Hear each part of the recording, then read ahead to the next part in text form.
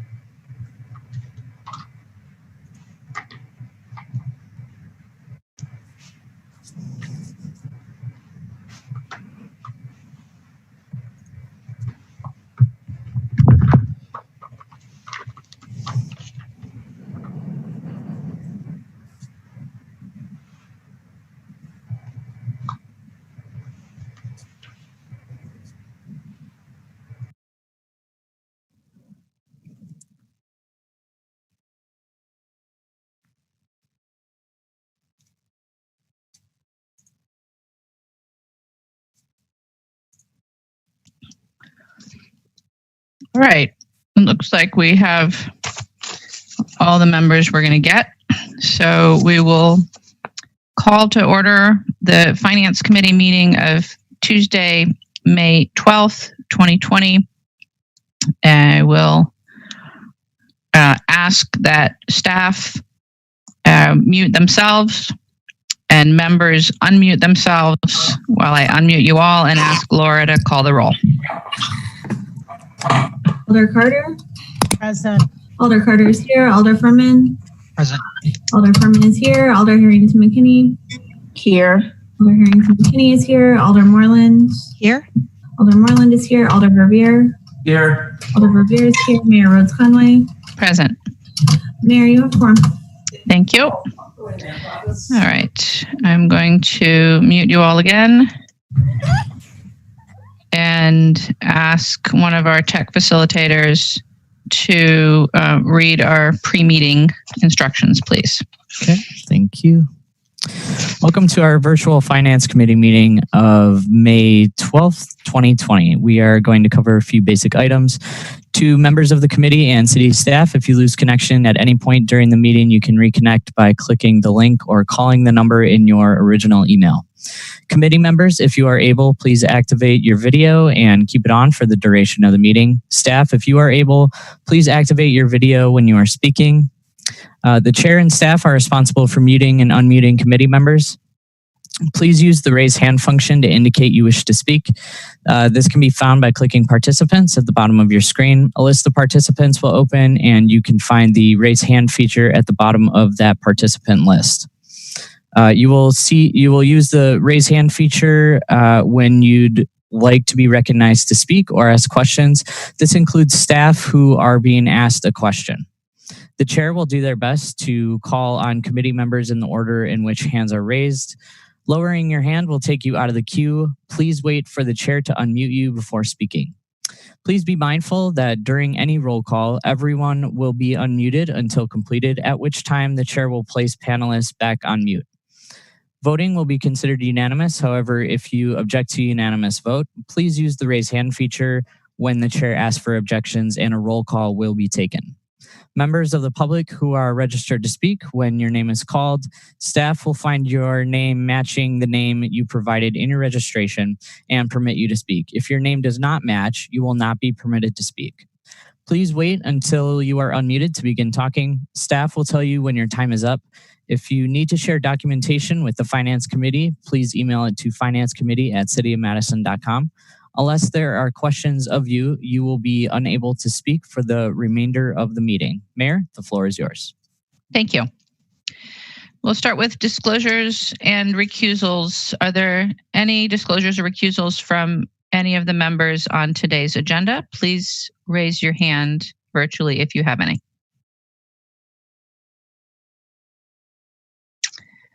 Seeing none, we'll go to the consent agenda. Alder Carter, I have items 3, 4, 5, 13, 15, 17, 18, and 19 removed from the consent agenda, and 1 referral and 1 substitute. So number 9, we're moving the substitute, and number 12, we're referring to June 8th. Would you like to move the consent agenda? I move the consent agenda. How about Alder Revere? Second. Thank you both. All right, so the motion is to accept the recommendations on all items except items 3, 4, 5. Note that we're moving the substitute on number 9. The recommendation for number 12 is referral to June 8th, Finance Committee. 13, 15, 17, 18, and 19. So all other items, we will be moving the recommendations. Is there any additional items that members would like to exclude from the consent agenda? Seeing no hands raised, are there any questions or anything on the consent agenda? All right, seeing none, is there any objection to recording unanimous vote in favor of the consent agenda? Seeing no objection, we'll record a unanimous vote in favor of the consent agenda. And we'll move on to item number 3, Alder Carter. Yes. I move approval for item number 3, 60313.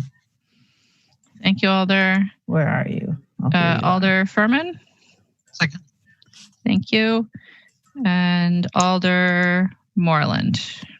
I just wanted to ask staff a couple of questions about it.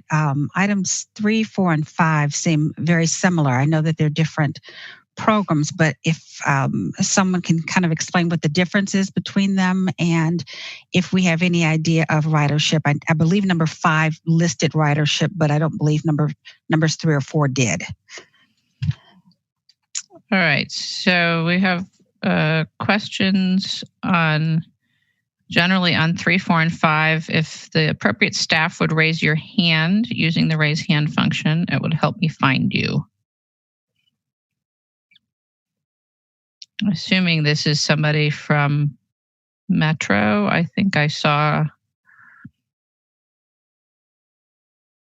Crystal here. There you are. Crystal, can you take these questions? I can. Sorry. That's all right. Due to the hand waving thing. Thank you, Alder Moreland. The 3 program, honestly, it's, I used to be part of my program at Metro, and about 12 years ago, we worked with the city attorney's office trying to combine them all into one. So it's a good idea. We agree with you. But it was very difficult to the point of frustration to where we kept them separate. RSVP is a retired senior volunteer program. The county contracts out for that.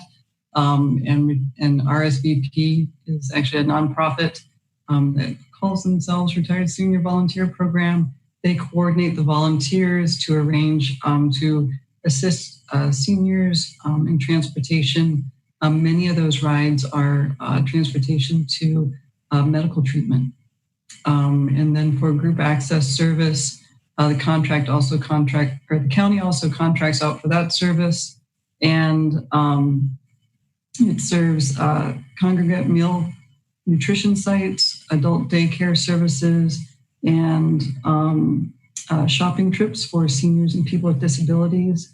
And then the third item, the people with physical disabilities, is basically a grant from the county to the city to provide transportation for seniors through our paratransit program at Metro. The two programs that these are funded through state aids directly to the county, Section 8521, aids directly to the city in 8520, require that the city and county coordinate transportations for seniors. And so that's how we do that, is through these programs.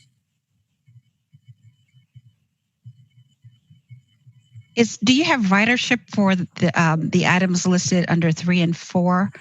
As I said, I believe there was ridership information in the resolution for number 5, but I didn't see anything for 3 and 4. I do not have them at my fingertips. Okay. And I can kind of ballpark some historically for you, if that serves. The group access program would have about, I'm thinking 20,000 rides a year for adult daycare services alone. And then graduating lower numbers for the nutrition sites and shopping trips. And then for RSVP, I think they come in around 40,000 trips a year. Oh, wow. Okay. That's all I had. Thank you. Thank you for the questions. Thank you, Crystal. And thank you, Alder Moreland. All right, so it's been moved and seconded. Are there additional questions for staff? Seeing none, is there any discussion? Seeing none, is there any objection to recording unanimous vote in favor of item number 3? Seeing no objection, we'll record a unanimous vote in favor of item number 3 and move on to item number, let me just check in. Alder Moreland, did you have additional questions on 4 and 5? No, that answered it. All right, thank you, Alder. So Alder Carter, perhaps a motion on both 4 and 5? Yes, I move approval for item 4, 60314, and item 5, 60315. Thank you. Alder Revere? Second. Thank you. So moved and seconded for both items 4 and 5. Are there any questions or discussion? Seeing none, is there any objection to recording unanimous vote in favor of items 4 and 5? Seeing no objection, we'll record a unanimous vote in favor of items 4 and 5. And move on to item number 13. And for item 13, we had one registrant, Beth Godfrey of Bromley Circle, neither in support nor in opposition and not wishing to speak. I was hoping that Ms. Godfrey might join us on the call so we could understand better the nature of her registration, but I don't see her in the attendees. So for what it's worth, Alder Carter, a motion, please. And for which number? For number 13. Move approval for number 13, 60249. The substitute. The substitute, excuse me. Yes. Thank you, Alder. And Alder Furman, a second? Second. Thank you, Alder. You all jump around in my list. And Alder Revere, you had questions? Yes, thank you, Mayor. So questions of the planning department staff. Obviously, this is a real estate resolution that's before us. My main question, I was just really curious, is if the facility was available to us today, and by the way, I think that the utilization of this facility makes tons of sense. I'll just mention that I've been in the former Carmenta facility many times visiting a friend that was there as a long-term resident over the years. But anyway, my main curiosity question is the resolution states that there are really multiple purposes that the city might use the facility for, particularly in section 6 of the substitute resolution. It talks about 3 potential uses: medical isolation, serving the homeless, or for other reasons suitable for the property. So my main curiosity question is, if the facility was available to us today, what purpose would we use it for? What do we see as the short term and then maybe medium term needs that the facility would be used for? Alder, I've got Dan Rolfs unmuted. Is there anyone else that you'd like to hear from? Anyone that can answer the question with some authority. So I don't have a preference. Thank you, Mayor. Okay. I know that Dan is the main author of the substitute. I see his name on it. Do you want to start, Dan? I will take a swing at this, and I believe Jim O'Keefe is here, who may be able to provide additional or step in if I misstep. Thank you for your question, Alder Verveer. The original point that we had with seeking out a lease for Carmenta, as you note, and as shown in item 6 in the terms and conditions of the lease, is for medical isolation. There was also discussion about medically isolating either members of the EMS services, police, fire, etc., who may come into contact with this and need to be isolated for a certain period of time. Additionally, you'll note, as you noted there, the possible need for isolating folks who are homeless. We've been working with the county on this for quite some time about how we can utilize this both short and long term. And if you'll beg your pardon for one half moment here, I will pull up the other note I've got. There's also discussion about using it as a quote quarantine facility. Essentially, for this would be for persons who test positive or are symptomatic and need to be separated from other. excuse me,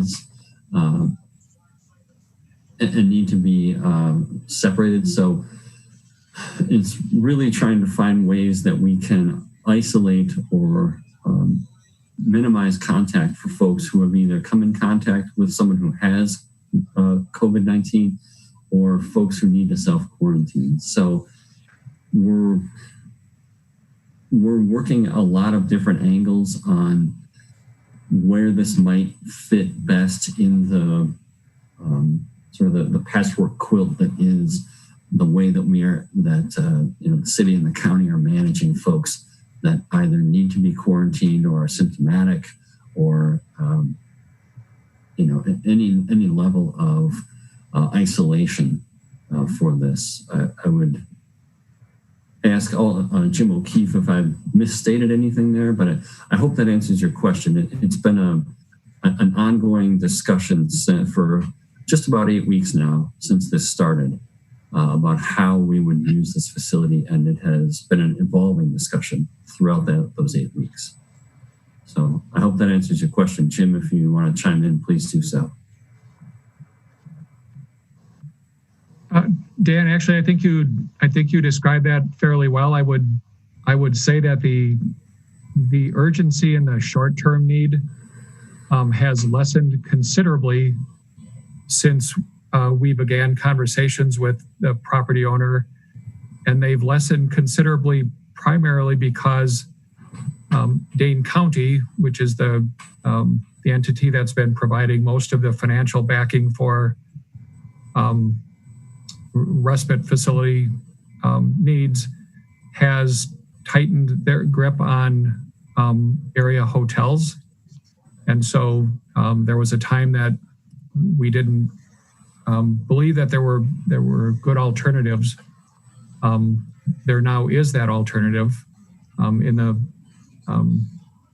in the use of these hotels that are, so long as they remain available, probably better short-term uses or better COVID uses, if for only because they come fully equipped and with maintenance and house cleaning and other staffing intact.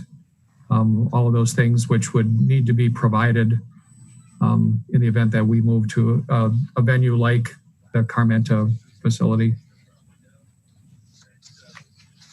Thank you, Dan and Jim. All of that makes sense to me. Could I ask you, Jim, as a further follow-up? You know, a lot of folks, as you well know better than I, are in discussions, curious as to what will happen to the homeless shelter system once we get back to some semblance of normalcy in our community vis-a-vis the pandemic. And I think everyone agrees that in particular the men's drop-in shelter system is wholly inadequate and kind of barely humane in terms of, in comparison to what we and our partners at the county have been able to provide the last several weeks at Warner Park Community Recreation Center and at the hotels you mentioned. Is it possible that, is Carmenta in the discussion phase that CDD and Dane County Human Services, and I'm sure the EOC, each respective government, is potentially looking at Carmenta to perhaps replace Warner Park so that Warner Park can be reopened sooner rather than later to the broader community? Alder Vivier, I think there's general agreement that upon the closure of Warner Park, that we will not likely be able to return to Grace Episcopal Church, or at least not as a sole venue for overnight shelter for men. And so we are conducting a search using real estate staff or other venues that might accommodate that use. Carmenta, I suppose, is a possibility, but I don't know that it frankly has the capacity to meet the needs of an overnight shelter on its own. And if it can't do that, that would mean adding staffing costs to operate a second venue. So I think the hope is, the goal is that we might find a single alternative location that would serve the entire need of that population. This will probably be my last question. Is the city or the county taking the lead in that search, Jim? City real estate staff is taking the lead on that search, and we're working side by side with our colleagues at the county. Since we're taking the lead, just as our real estate office did in terms of leasing and potentially purchasing in a few years, the Carmenta site, does that mean that the county is not thinking that they could use their CARES Act funding for potential men's drop-in shelter in the medium term or shorter term once we find a replacement for Warner Park? Or have we not gotten that far in conversations about funding? No, I think there is the thought that CARES Act funding might be available to support at least perhaps an acquisition and short-term operation of a facility. As it stands today, those funds need to be used by the end of the calendar year. Yes. And so they wouldn't extend beyond that. But we certainly are, again, in concert with the county, we certainly are looking to the CARES Act as a potential source of financing if we can find a venue that we think would work. Okay. Again, thank you very much. Thank you, Mayor. Thank you, Alder. Alder Carter, you have questions? Yep, I have a question, and either Jim or Dan should be able to answer this. I just wanted to know, number one, how many rooms are in Carmenta? Do we know? And then the second one, and we kind of touched on it, we're releasing it for 2 years, but what is our long range goal for that property? The facility has 55 rooms, but most of them are set up. Originally, this was a skilled nursing facility set up as essentially double occupancy. So you had 2 beds in most of, I think it was 48 or 49 of the rooms were double occupancy. So they were larger spaces. Long term, I think I would defer to Jim on that a little bit. There's been discussion about redevelopment, but Jim, I don't know how far you want to go down that discussion. Well, I think it's safe to say that not just the city, but others have eyed that property as a potential site for affordable housing longer term.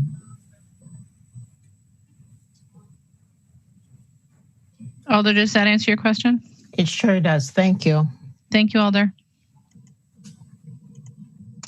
Are there any other questions for staff on this item? All right, seeing no further questions, it's been, Alder Moreland. No questions. I just wanted to let you know that I asked Laura to put me on as a co-sponsor along with yourself, Mayor, and Grant, Alder Foster. Thank you. Thank you, Alder. All right, so then, is there any discussion on the item?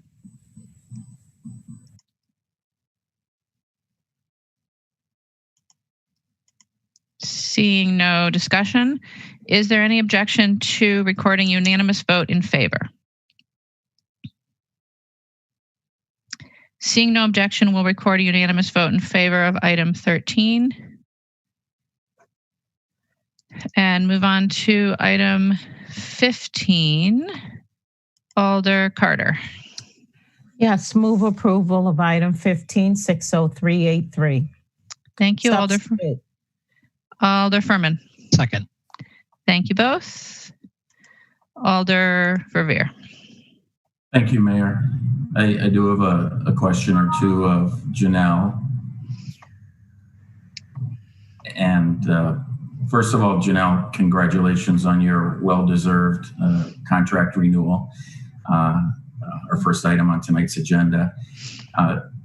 The question that I was really curious about in terms of the additional 8 FTE positions for your agency is with this additional staffing, what will your department's contact, I should say, tracing capabilities be with this new staff capacity?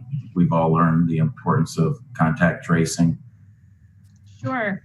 Yeah, thank you for asking that. So with the way we look at contact tracing is not just by the number of folks who are assigned to that particular role, but with regard to a whole team of individuals who work in that contact tracing bucket.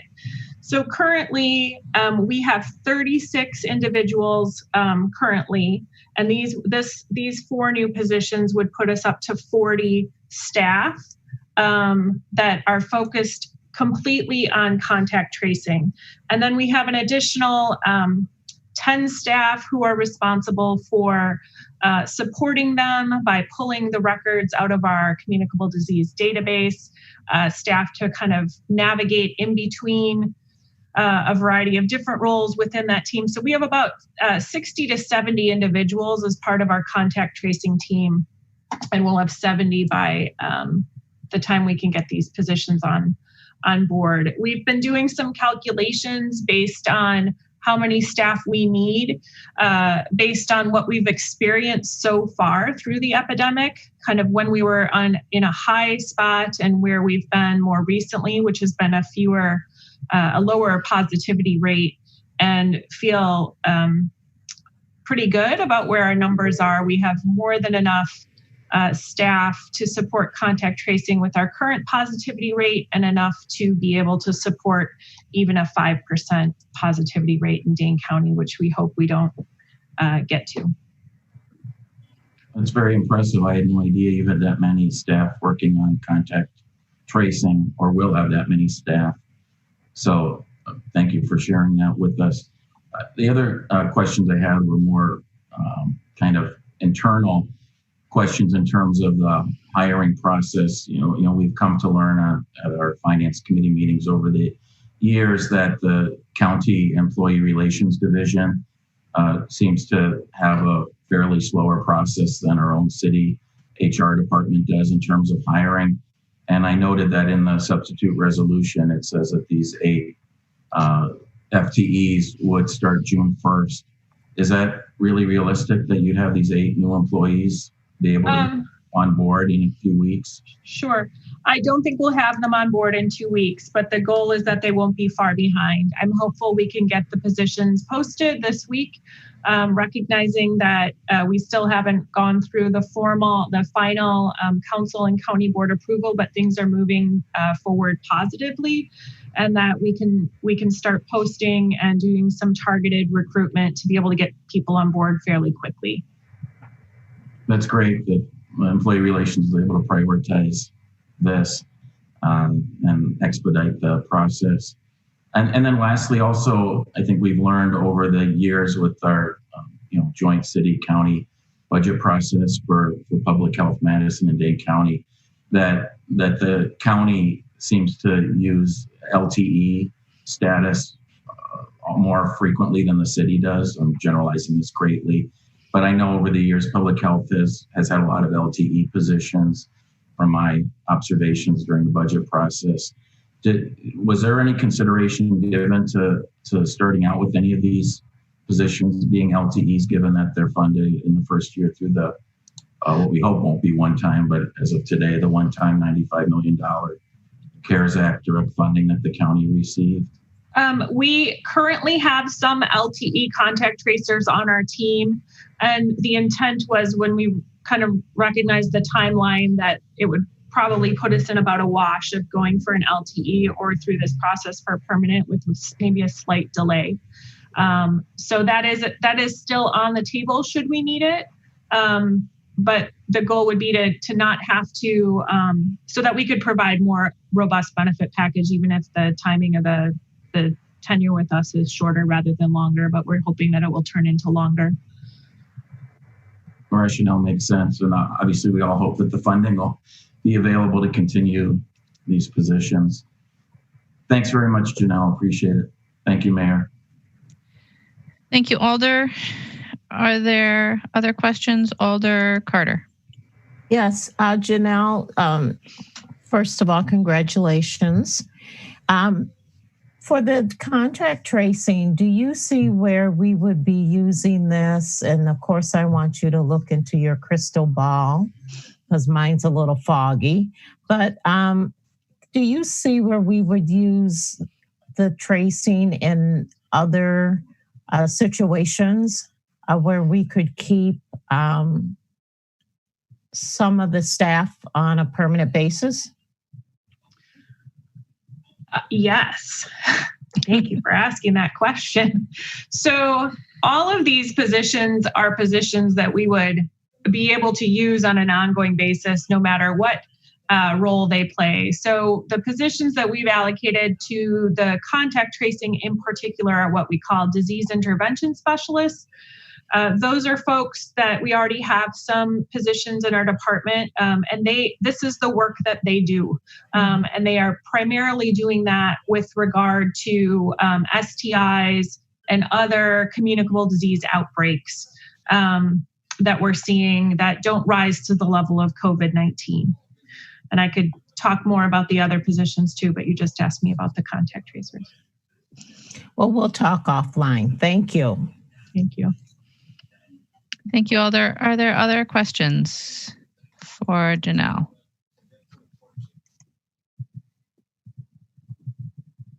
Alder Moreland.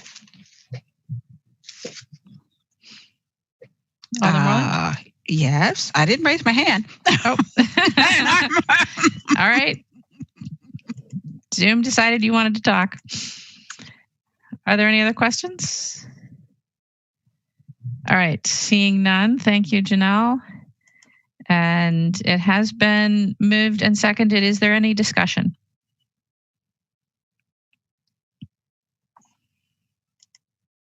Seeing no discussion, is there any objection to recording unanimous vote in favor of item number 15? Seeing no objection, we'll record a unanimous vote in favor of item number 15. And that brings us to item number 17. And I believe the rest of our agenda is just updates. So I'll look to staff for who is giving the update on number 17. Laura? So this is our first update of a number through, I guess, the end of May to report back to the Finance Committee regarding any amendments that we have approved under the emergency orders. So page 83 of the full agenda packet includes 2 budget amendments that have been approved administratively under the emergency orders. One is in the capital budget that was in the fire department. We approved the transfer of $80,000 from the fire department's communications equipment project, along with $50,000 from their building access project to fund a UV disinfectant light that could be used as part of the COVID response.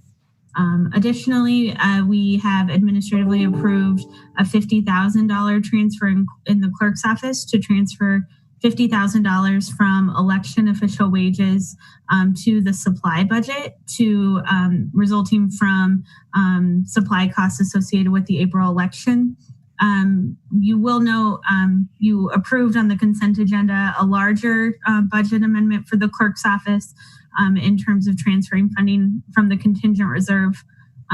This intra-agency transfer was necessary because the clerk's office had begun to hit a purchasing stop and was not able to complete any necessary supply purchasing until we were able to resolve the issue internally. Are there questions for Laura or for anyone on this item?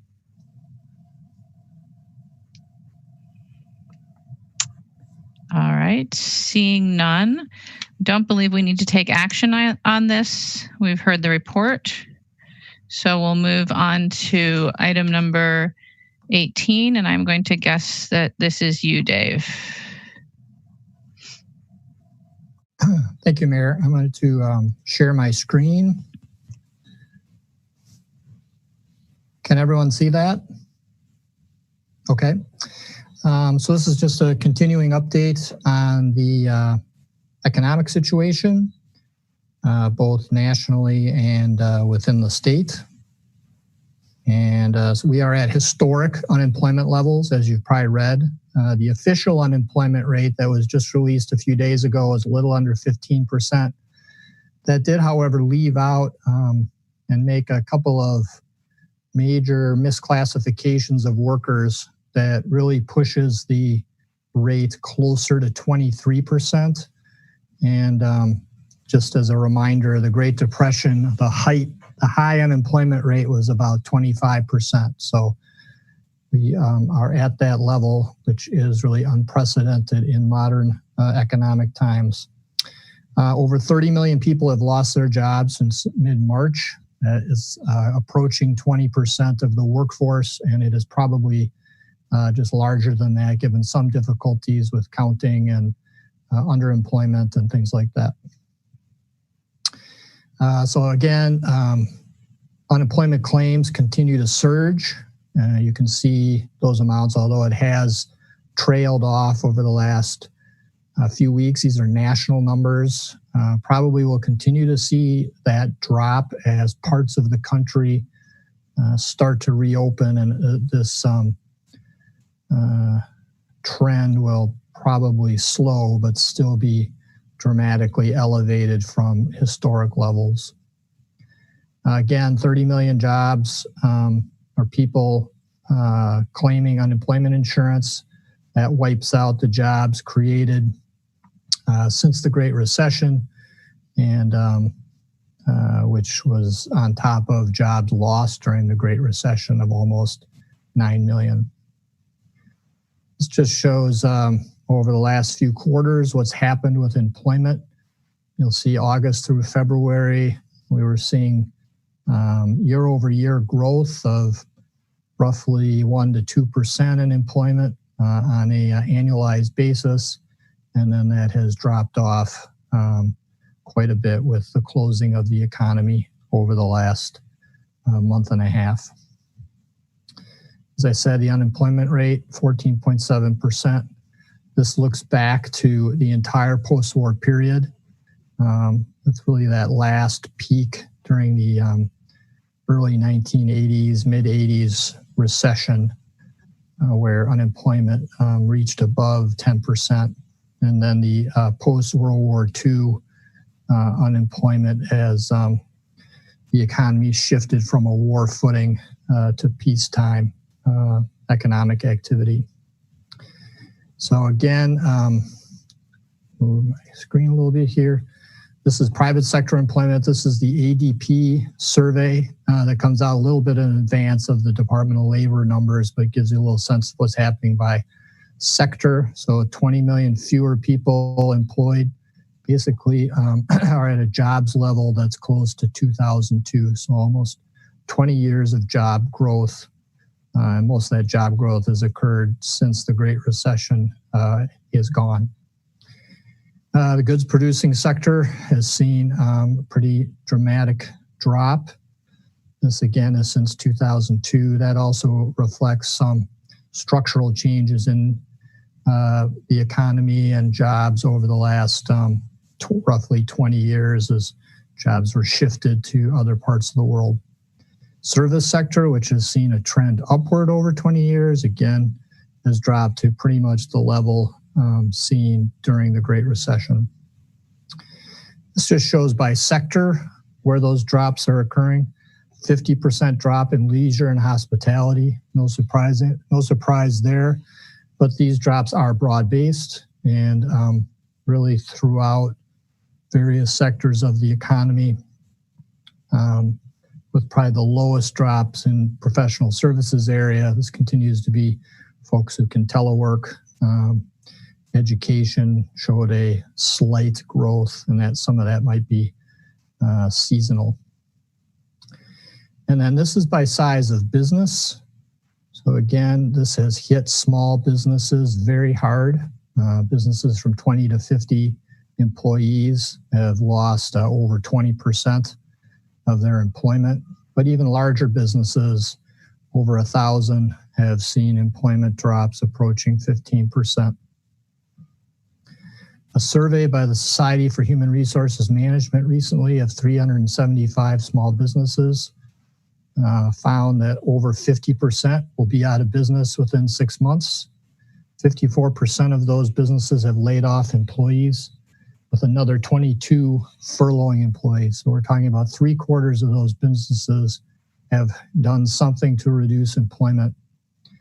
62% of those who reported showed a decrease in revenue. 12% showed an increase. So those are probably in economic sectors such as groceries and things like that might see some increase. But again, these drops in revenue are pretty dramatic, with approaching 90% over or between a 10 and 30% increase or decrease in revenues.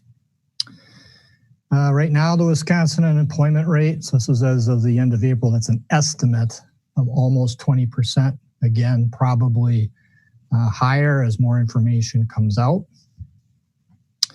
And unemployment insurance claims, these are the initial claims, remain elevated, but again, they're starting to trend downward as most of the layoffs have occurred fewer newer claims coming on, but still elevated. The continuing claims will be a major number going forward, and the extent to which that drops over time. This just shows that the increase in the unemployment rate, this is from mid-April throughout the state, is not evenly distributed. If anything, Dane County is probably seeing one of the lowest rate of increases in unemployment. Other parts of the state are seeing much more rapid growth, as they may be more affected by leisure, hospitality, tourism type of businesses, or other things that may be more directly affected by stay-at-home orders and things like that. And then this just gives a sense of the impact of the CARES Act increase in unemployment insurance. As you probably know, the CARES Act adds $600 per week to unemployment insurance. That's roughly from early April through the end of July. And on average, that'll replace about 110% of the average weekly wage in Wisconsin. So it is a significant income support during this period. However, it does end under current law at the end of July.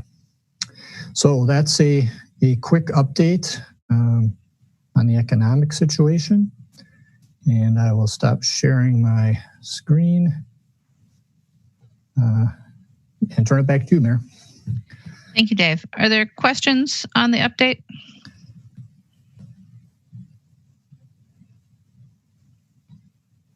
All right, seeing none, then we'll move on to our final item, item number 19, which is the first quarter projections and preliminary look at the 2021 operating budget. And we do have two registrants.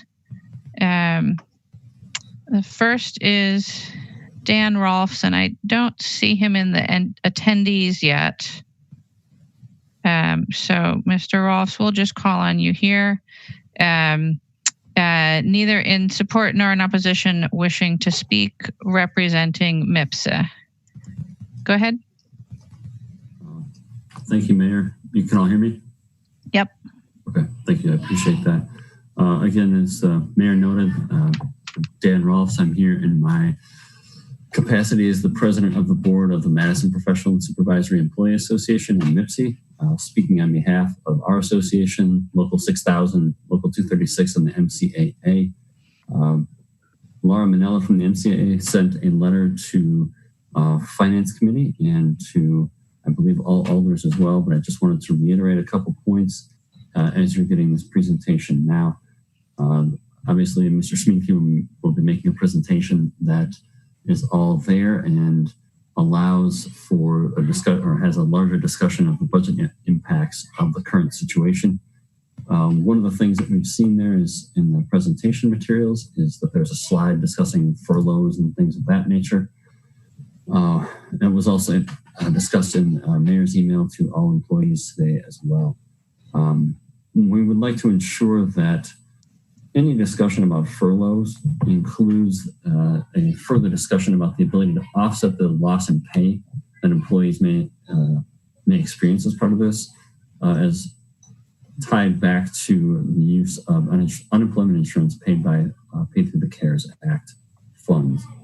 This would require some coordination with the city, as the city would be a part of this process to ensure staff could apply for these funds.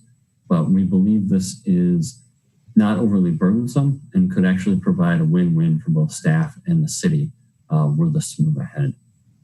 We appreciate being involved in these discussions. This is not an easy time for anyone, and we look forward to being a positive part of moving forward with solutions to get through this crisis and being able to move forward to get back to actually running the city like we should and solving problems moving forward.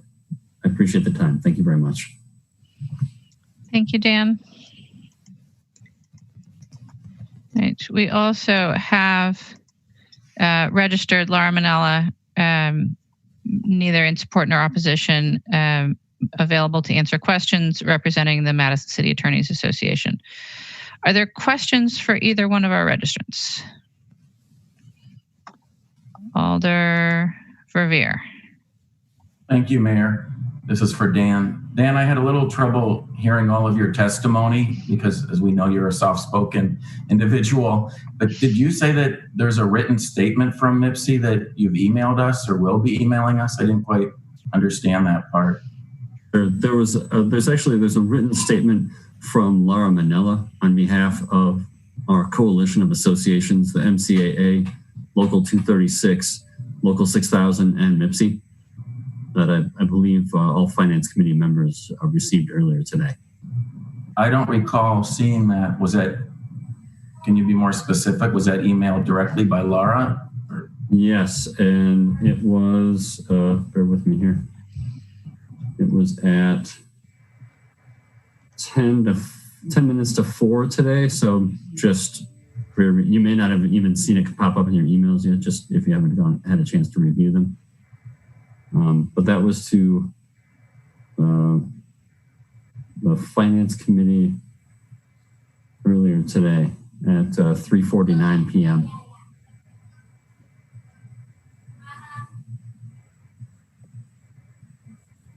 If you don't see it, we can resend it. Yeah, could you or Laura please resend it? I'm looking at my city email now. I don't have it.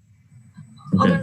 Alder Verveer, it looks like it was just sent to the default Finance Committee email address. I'll forward it out to all alders right now. Thanks very much, Laura. Appreciate it. Thank you, Dan. Yep, thank you, Laura. And Laura just sent it again, I see. Okay, Alder Verveer, thank you. Appreciate the question. I'd also like to note that Walt Jackson is registered on this item, neither in support nor opposition, and available to answer questions. And so I'll ask again, are there any questions for any of our registrants? Alder Verveer, did you have anything else? No, thank you, Mayor. Thank you, Alder. Any questions for any of our registrants? Laura, would you make sure to copy me on that email as well? Thank you. All right, seeing no additional registrations or questions for registrants, we'll move on to the presentation. Laura, is this you? Yep, I'm going to try to share my screen. I don't have a very good track record of doing this.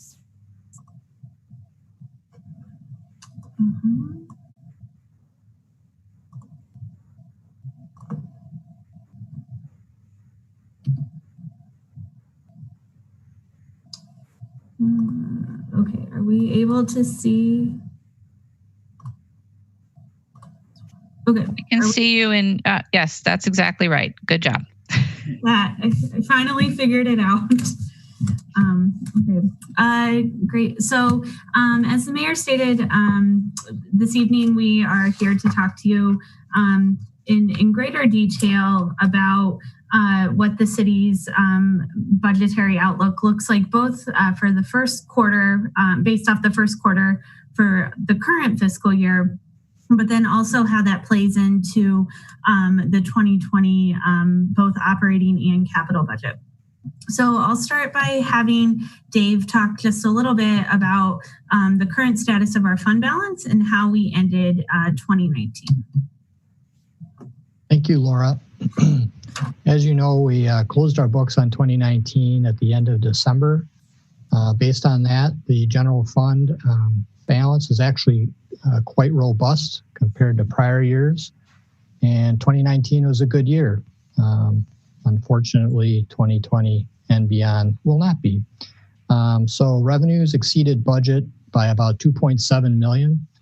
And you can see the areas there. We had actually strong room tax collections to finish up the year. The water utility pilot was down slightly from estimates, as were state aid, and that state aid number was concentrated in payment for municipal services. We had some weakness in licenses and permits that was focused on building permits. Fines and forfeitures, that has been an area of weakness, particularly in parking violations, and continues to be the case. Charges or services were up 1.2 million. That was focused on ambulance fee revenues, and then investments performed better. Much of that was the mark-to-market adjustment. On the expenditure side, those were under budget by $4 million. And administrative agencies were under budget by about $600,000. Police, fire, and public health under by about $1.5 million. So that's good news. Public works, about $2 million. That's again, most of that was a relatively low snow season at the end of 2019. And then miscellaneous was over. Some of that was some transfers that should not have occurred that we'll fix in 2020. And then you can see the history of the general fund balance. Our target is that blue line of 15%. You can see what recessions have done over the last, this is roughly 25 years, to drop the fund balance. And you can see we're projecting that again for 2020 as we experience the drop off in revenues that we'll talk through over the next few slides. Right now we're at about 16.5%, the general fund balance as a share of budget. So that's the general fund balance perspective. I'll turn it back to you, Laura. So we have been working with agencies to complete a first quarter analysis of our projections for 2020. Now, the first quarter includes all of the actual activity from January through March. So much of the data that we had captured here was really pre-COVID. Even the data that we had, we didn't have any payroll data that was really having any sort of overtime implications of COVID. Supply spending still hadn't really ramped up, and the revenue implications are more of a lagging indicator. So we worked very closely with agencies, especially those very, very much impacted by waiving fees or having to prepare for the cancellation of events, to really build in some very concrete assumptions of what we're projecting to happen for the rest of the year. So based off of that information, we are projecting that general fund revenues will be down $10 million for the current year, and that general and library fund expenditures will also be over budget by $1.8 million. So in the general and library funds together, we are projecting an $11.9 million deficit. Now, when we factor in the other funds, so these are things like our water utility, sewer, storm, metro, parking, the enterprise group is projecting an almost $9 million gap.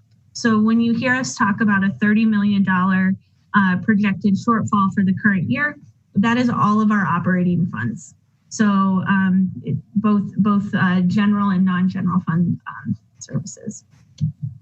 In terms of what this looks like, so the graphic on the left-hand side of your screen really breaks out kind of the big three components of the general and library fund budgets. So as you can see in that top category around expenditures, we're projecting that those will come in over by about $2 million. The property tax levy we're projecting will come in at budget. And on the general fund side, where we're seeing the biggest implications and the largest share of the deficit driver is in the loss of revenue, the $10 million projected shortfall. Now, the table on the right-hand side of the screen shows our other funding sources in the operating budget and what we're projecting in terms of those funds. So in terms of the color coding that you're looking at here, those funds that are highlighted in red are the ones that we are planning for, that we are going to have to assist in some way through the general fund to get through the situation. The funds that we have highlighted in yellow are ones that we believe can work to resolve the deficit either through reserves that they have accumulated or different budget balancing actions that they can put in place for the remainder of the year. And then the items in the green are items that are not currently projecting a deficit at present. So when we talk about the general fund revenue, one thing that's really important to keep in mind is just the share that different pieces of our revenue that make up the entire pie. So the 2020 budget, the total general and library fund revenue is $340.7 million. So you can see in the pie chart that 73% of that revenue is coming from the property tax. So we're projecting that those revenues are going to come in. Billing is tax collection is underway. And so even if people are paying later in the year, we believe that we will realize that full amount of revenue.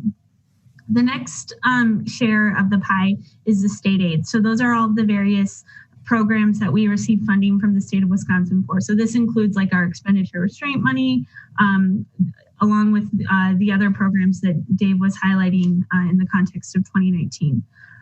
That's $40.7 million of our 2020 budget, and at present, we're not projecting that there would be a decline in any of in our share of any of those programs.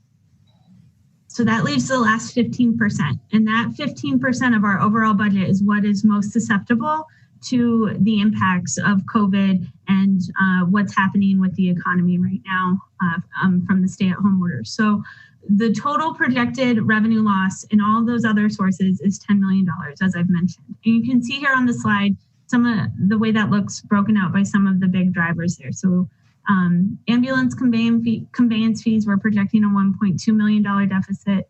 Licenses and permits are projected to be down $1.5 million. Fines, that includes traffic fines, parking fines, those are projected to be down $1.5 million. The room tax, so we're projecting we will only receive 50% of budget. That will be down $3 million. And then finally, our interest revenue, which has been a really strong point in the general fund revenue in recent years, that's projected to be down $2.25 million.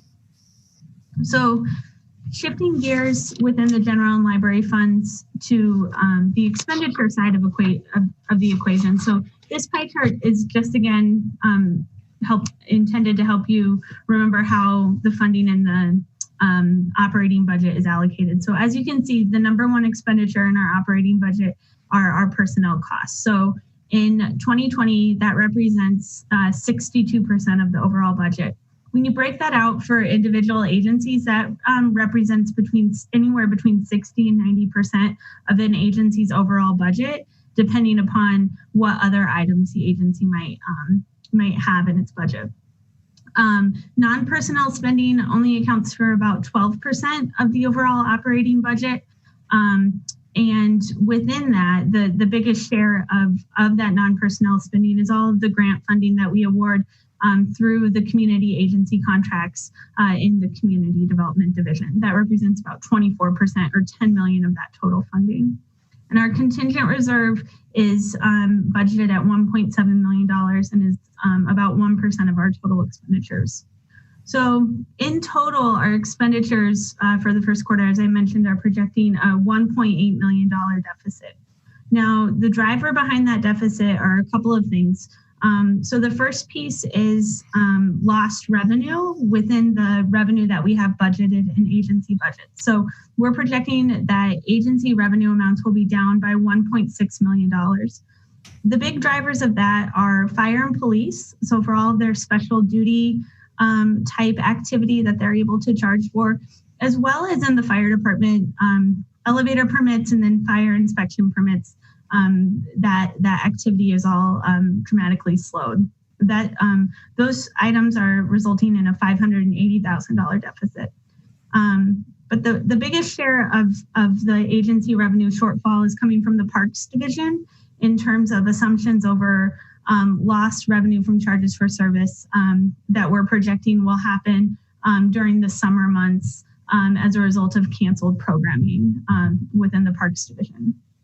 Other things to note within here, supply spending is projected to be over by $1 million, but these items are being offset by higher than anticipated salary savings throughout all of the general fund agencies.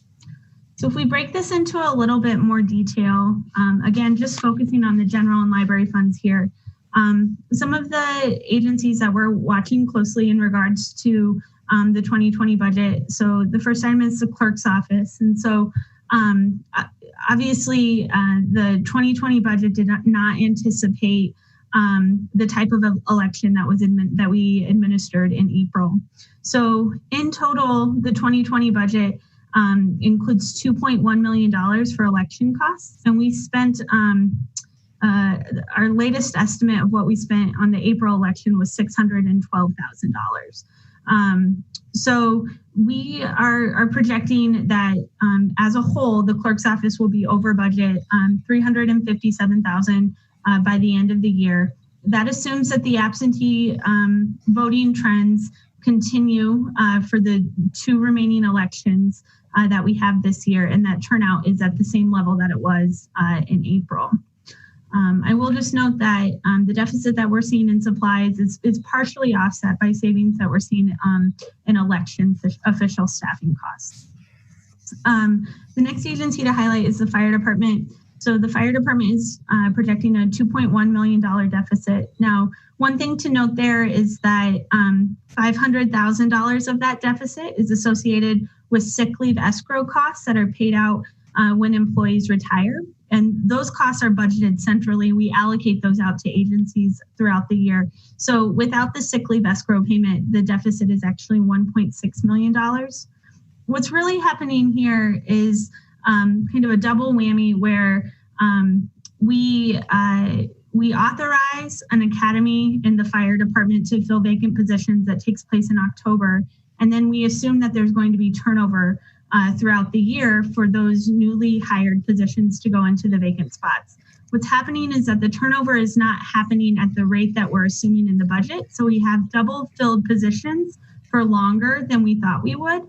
That's coupled with the fact that we're never really actually seeing any salary savings because we're never actually getting to a point of having vacancies. So the double filled positions coupled with a 2% assumption around salary savings is what is the primary driver of this deficit. I mentioned the fire department's projected revenue loss from COVID. The other item that is happening here is we are projecting a $170,000 deficit in overtime. In the budget, we assume that there would be 4.5 absences on average on any given day.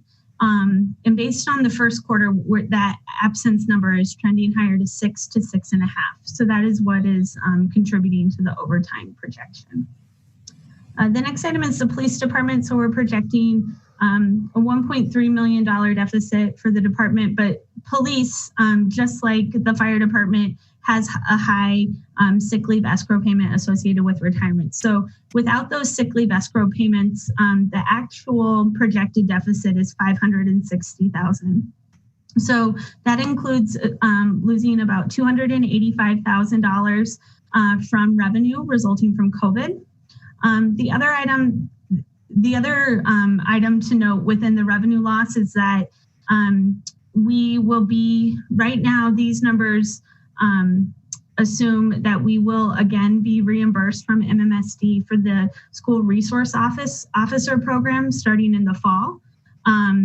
We did not receive that revenue for this second quarter period where the school resource officers were not deployed. So we are assuming that revenue will come back in the fall, but again, that's another big question mark that we don't know the answer on right now. The other thing to note is that overtime in the police department is up by about $150,000. That's primarily driven to some major cases that required additional staffing in the first quarter, gearing up for the COVID response, and then the way that the holidays fell. And then finally, the Parks Division, we're projecting about an $830,000 deficit. Nearly all of that is associated with the lost revenue that I just mentioned. The other item that is factored into the revenue assumptions within the Parks Division is that the full funding for Old Brick Gardens would be funded by the general fund, and that Old Brick Gardens would receive no funding through the room tax. So shifting gears here a little bit from the general and library funds to the other funds. So as I mentioned, or as you can see in the numbers, these items, these funding sources are largely impacted by either not charging fares, what the not charging for parking currently on street. And so what you can see first in the water utility, we are projecting that they will have a $3.2 million deficit. Now, I will say we've been working with the water utility to better refine these numbers, and this has improved quite a lot after we've looked at additional information. So, but one thing to note is that based off of meter data, the overall usage is down 7%. So what we're assuming for the rest of the year is that overall usage will be down 10% at that point in the year. And the other item that has contributed to the overall improvement in the outlook is improved debt service costs, particularly around their principal and interest. That was the result of some debt refinancing that happened after the budget was finalized last year. And the other item just to note is that these numbers do not include a rate increase in 2020. So again, the outlook for the water utility would improve pending a decision about how to proceed on a rate increase. The next item is Metro. So we're assuming a $3.4 million deficit for Metro. One thing that is important to note is that this does not assume utilizing any of the stimulus funding from the CARES program, which is projected to be $24 million. Under these numbers, we're assuming that fares remain free through June 30th, and that is followed by a sharp decline in ridership in both the third and fourth quarters. We're also assuming that we'll lose money from our partner communities based off of the billable hours under our agreements with those jurisdictions. And we are assuming that Metro will begin to fill some of their vacant positions later in the summer. Monona Terrace, we're projecting a $3.6 million deficit. So this is assuming that the facility will reopen in August and that every event that is currently on the book right now will continue and will not be canceled. So that is quite optimistic that we will be able to proceed under that schedule. So there's a high likelihood that this projection could get worse as we have more clarity around what the future of those events might look like. The Golf Enterprise is projecting a $900,000 deficit. This too is rather optimistic. It assumes just one loss of 1 month's lost revenue, and that we would see minimal revenue from things like food and beverage and golf cart rental. The parking utility is projecting a $5.4 million deficit. And so what this is assuming is that monthly revenues will be about 10 to 40% of their prior year actuals through once they begin to charge the on-street rates again. And that in the fourth quarter, revenue will be between 50 and 75%. We're also assuming that the parking utility won't realize any of its natural bumps throughout the summer that results from all the different events that happen in and around the downtown. And then finally, the fleet service is projecting a $276,000 surplus. This is really driven by the low fuel costs and the reduced utilization of the city's fleet in general. In regards to how COVID is impacting our current expenditures, so as of May 16th, the city as a whole had spent $3.4 million on COVID-related activities. 77% of those costs are associated with permanent staff, and those likely would not be eligible for any type of federal reimbursement. But if we look at the remaining costs without wages, we're at about $760,000. And so that makes our average daily spending with about $37,000 on these activities. Some of these major expenditures have included a potential respite hotel for first responders, citywide purchasing for things like masks, cleaning supplies, and other equipment associated with the response, and then medical supplies. These numbers do not include capital costs that we've been incurring. So in the IT department, there was $100,000 of capital costs that were associated with standing up telework tools. And then, as I mentioned earlier, we approved a transfer of the fire department for $80,000 for its disinfectant light. And then, just in terms of what does this look like in comparison to monthly spending from prior years. So on this slide, the chart in the upper right is showing what our spending has looked like in 2020 by month. And so every January has a higher level of spending, and then we taper off during the winter months. And so if you look at April expenditures, they're slightly up from March, but only from 19 to 20 million. But if you look down below at the chart at the bottom of the page, you can see this is just our supply spending by month compared to prior years.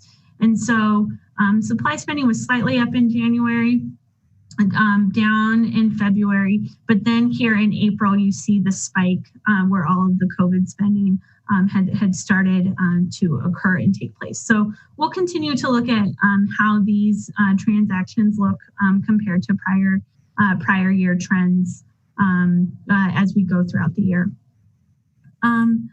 So I did see that there was a question. So this is kind of a natural stopping point just to stop and see if there's questions on content to this point, and then I can go through the rest of the materials. Thank you, Laura. Alder Moreland. Well, I didn't really intend to do that, but since I'm unmuted now, I'll ask a question. So it seems that there's been a trend in parking fines over the years, not just this year. How much do you think that this is affecting that number? I mean, it's been like last year, it was down. What was expected in revenues were down, and it's quite naturally further down now. But do you expect that trajectory to continue from year to year? So, the amount that we're projecting it to be down based off the first quarter is $1.5 million compared to last year's actual being under budget by about $500,000. So I would say that incremental difference is attributed to what we're seeing right now in terms of the impacts of COVID on our revenue. So what was, the budget is around here somewhere, but what was the budgeted amount for fines and forfeitures? And the total budget is $6.5 million. So the budget actually went down from 2019 to 2020. So the 2019 budget was 6.9 million, and then the 2020 budget is 6.5. So if all things were the same, we would not be projecting a deficit for this category of revenue in 2020 based off of the 2019 trends. Okay, but it was budgeted to continue to go down ever so slightly, correct? From 2019. The 2020 amount is consistent with the actual amount in 2018. 2018. Okay. Yeah, I'll just add to that, Alder Moreland. We have seen continuing trends downward, particularly in parking violations.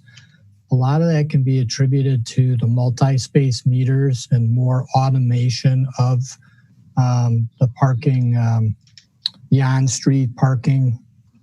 And what that does is, in effect, you don't have as, people can update their,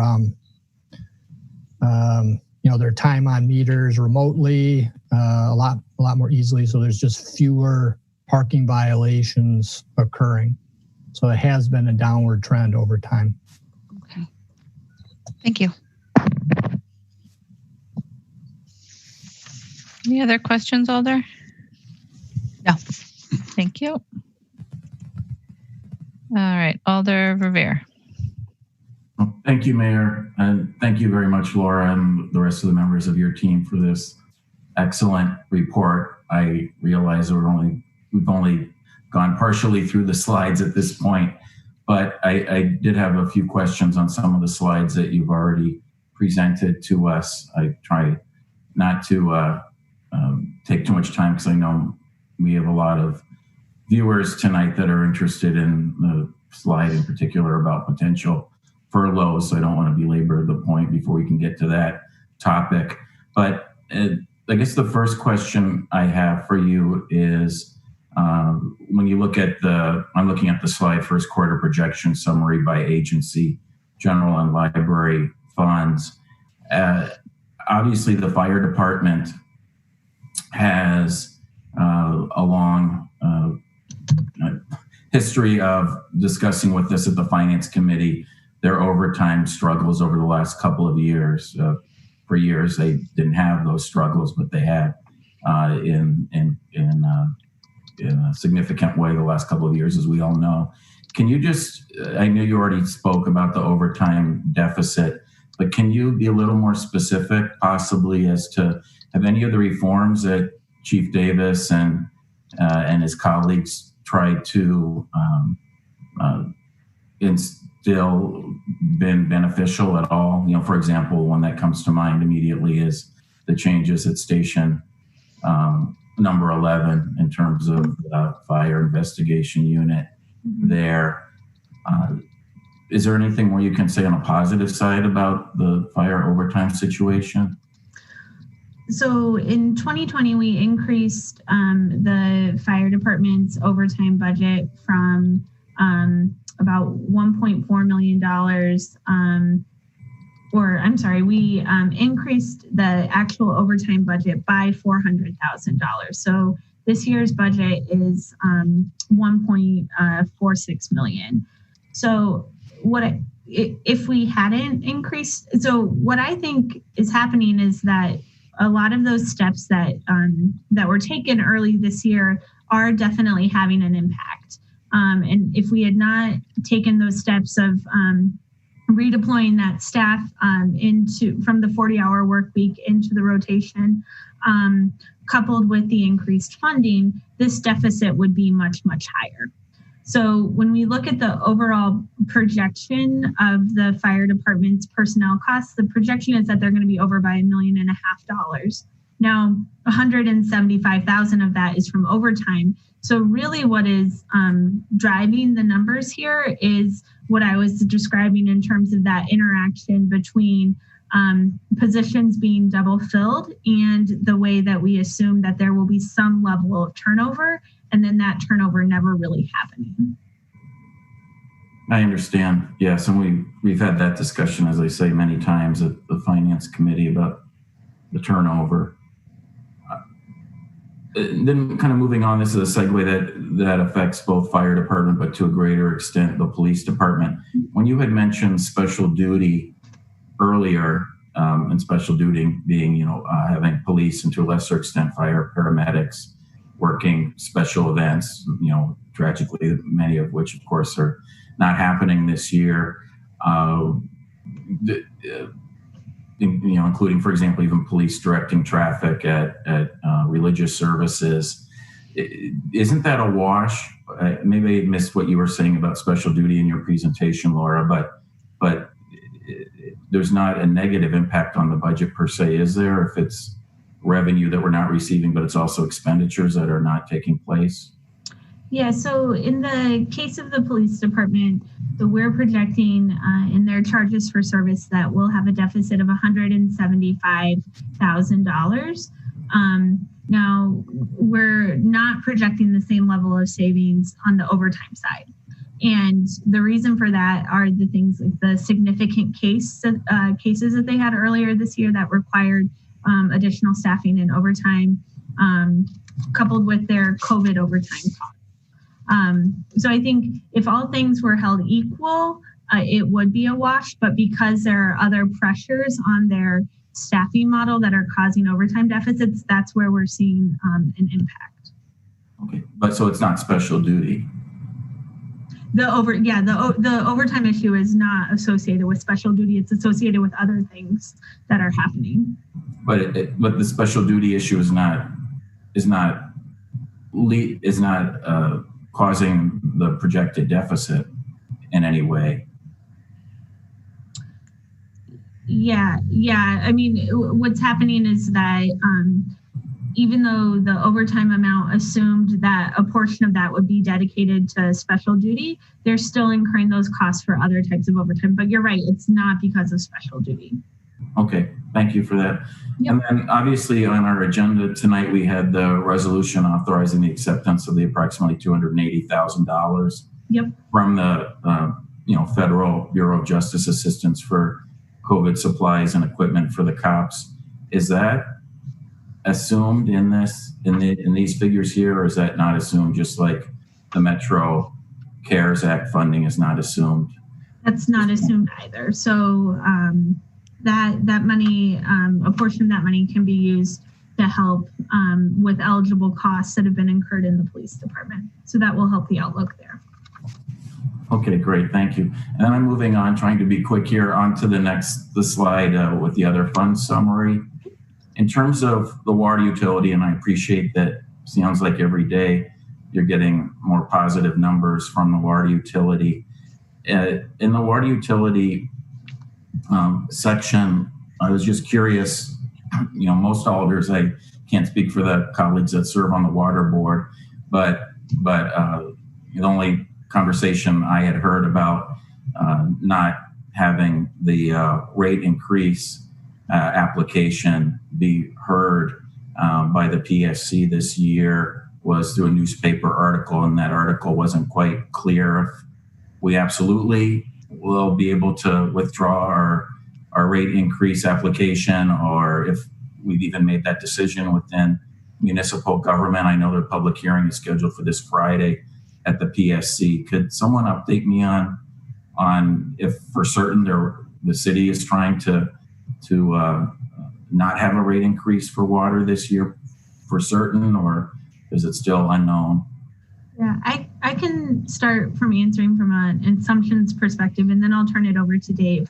The fact that our numbers here don't assume a rate increase is because the budget also didn't assume a rate increase in 2020. So the use of that assumption, I don't think is intended to provide a directive either way on that in terms of the direction that the utility is taking.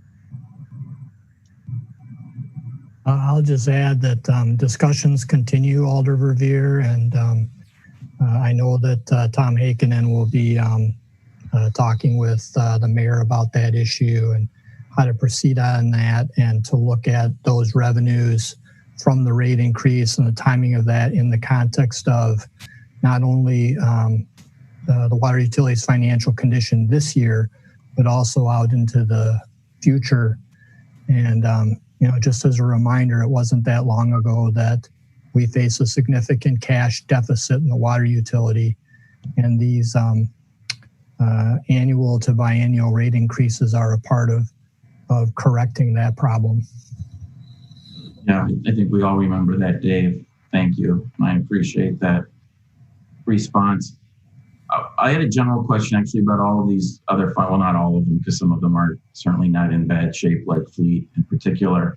But could either of you generally share with us what again, very much a ballpark figure, but what the reserve fund balances are for some of these utilities that you're projecting deficits in, like water, like Metro Transit, like Monona Terrace, like PU?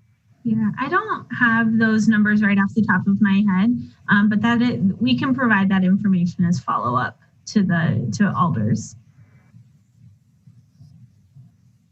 You obviously identified water and sewer, which that figure is rather is rather tiny compared to other utilities. Their projected deficit at sewer, but anyway, that water and parking likely have the reserves available to cover any deficits. Is that correct? Yeah, so water, I think that's a situation that we're closely monitoring, but I will say that the refinance debt did bring down the number by a significant amount. the parking utility, I don't know how they ended the year right off the top of my head with exactly what that figure will be. But, golf had issues before this situation presented itself that we had been monitoring. And those circumstances still exist and are now exacerbated by the current situation. And Monona Terrace also will not have the reserve level associated to deal with the dramatic drop off in revenue that we're projecting here. Yeah, my recollection, and Dave probably knows this off the top of his head, but my recollection is that the Monona Terrace Reserve Fund is a ballpark of about $1 million. So even if we used every dollar there, that wouldn't be enough to cover the projected deficit. Yeah, I'll just add on Monona Terrace, we've actually been recalibrating that reserve calculation, and I'll have more information on that for the Monona Terrace Board Finance Committee on Thursday. But it is better than the $1 million. It's probably upwards of $2 million, and I'll go into the details on that. So I think Monona Terrace is probably in it's not in great shape by any stretch of the imagination, but is somewhat better. I think the parking utility is, if I recall correctly, and as Laura said, she'll follow up with the exact numbers, but probably around a $25 million balance there.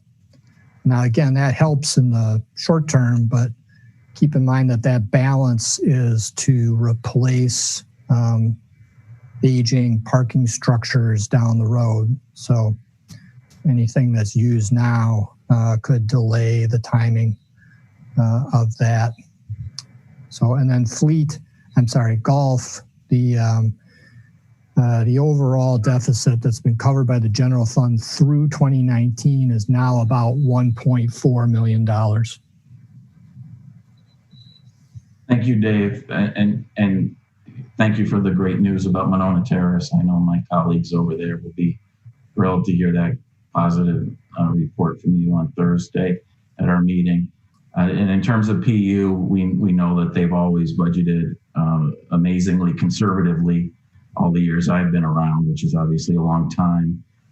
But your point is well taken that Lake Street Garage, for example, is the next one that we think needs to be replaced. And if we deplete the reserves, that'll make that job a lot more difficult. One final question on this slide, if I could, and that is just to confirm it is I think obvious, but I guess we're going to get into it on a later slide. But the dot point that makes it clear that the $24.5 million CARES Act FTA funding to Metro Transit is not included in this assumption. Are you planning to talk about that issue in more depth in a future slide, I'm presuming? Yep. Okay, then I'll wait for that. I'll withhold further questions. Thank you very much, Mayor, and everyone for your patience. Thanks, Alder. Alder Furman. Thank you, Mayor.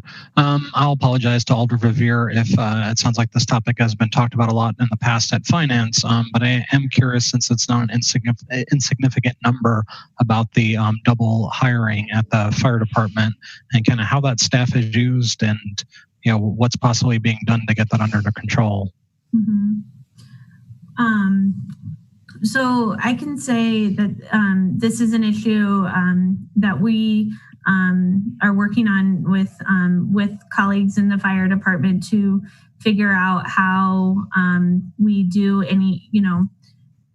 how we really figure out where turnover is happening compared to how recruitment is taking place, and how do we do a better job of calibrating those two things.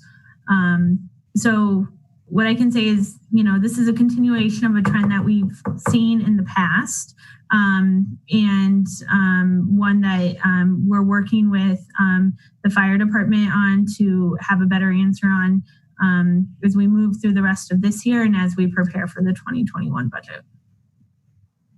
Are these people that are being promoted sooner than they should, or are these additional firefighters? Well, generally what's happening is we're assuming that there's going to be a certain level of turnover at the higher ranks in the department or throughout the department. And what will happen naturally is people will promote up, and then we'll have a fresh group of recruits in the firefighter, paramedic, who will kind of backfill all of those promotions. And so what's happening is people are saying that they're going to retire, and then they're not actually retiring. And so we've proactively hired people with the anticipation that there would be vacancies, and then the staff who've indicated that they're going to leave then decide that they are in fact going to stay for longer. So would the overtime numbers be even higher, because I assume those people are possibly helping with overtime? I mean, how does that work? What are those double hires doing? So what's happening is where we're seeing overtime is not in the classifications that are overhired. Okay. I'd like to get some more info on this. I'll talk to you about that more offline, or talk to the fire department. My other question was about room tax. It looks like there, an earlier slide said something like a $4 million deficit, and then there are assumptions in some of the general funds that Monona Terrace won't get the promised money, or 50% of the promised money. Parks will have a deficit because of room tax money. I don't believe room tax has met yet. Is that correct? To change anything? The Room Tax Commission is not met. So these are assumptions. The first assumption is that the room tax revenues will fall by 50%. And so because the room tax revenues are divided 70% under the control of the Room Tax Commission and 30% to the general fund, what we're showing here is a 50% reduction in that transfer to the general fund. In addition, what we see under the Room Tax Commission then is a 50% reduction in their revenues. And then the assumption is, and again, the Room Tax Commission needs to decide how to proceed on that, but the assumption is that 50% reduction in revenues would translate into a 50% reduction in the subsidy to Monona Terrace and to the other programs funded from the Room Tax Commission portion of room tax revenues. The other assumption that's made is, and again, this is subject to decision by the Room Tax Commission, is that the amounts that are funded from the room tax for a portion of the costs of Old Brick Gardens and a portion of the zoo subsidy would be funded by the general fund. So you're correct. Those are a series of assumptions we made, but that's, try to give you a picture of what that could mean given the projected 50% reduction in room tax revenues. Okay. Thank you, Dave and Laura. I appreciate it. Thank you, Alder. Alder Abbas. Thank you. I have a question about the 6 vacant position of Metro. If I'm not wrong, what I understood is those are also added part of the budget deficit, correct? That those are forecasts we are going to hire 6 vacant position. So earlier this year, Metro went through a recruitment for its transit operator position. And so they have a number of outstanding offers for that position. And so this would assume that they would fill 6 positions. There were new positions added to Metro's 2020 adopted budget, but Metro currently has a very high vacancy rate. So as of May 1st, there were 53 total vacancies in the department. So the 6 positions that they're filling don't have a correlation to any new positions that were authorized in the 2020 budget. Okay, that makes sense. And one more question about Metro's positions, like these 6, these are all essential positions, right? These would be transit operators, yes. Oh, these would help with their daily staffing model. Okay, thank you. Thank you, Alder. Alder Moreland.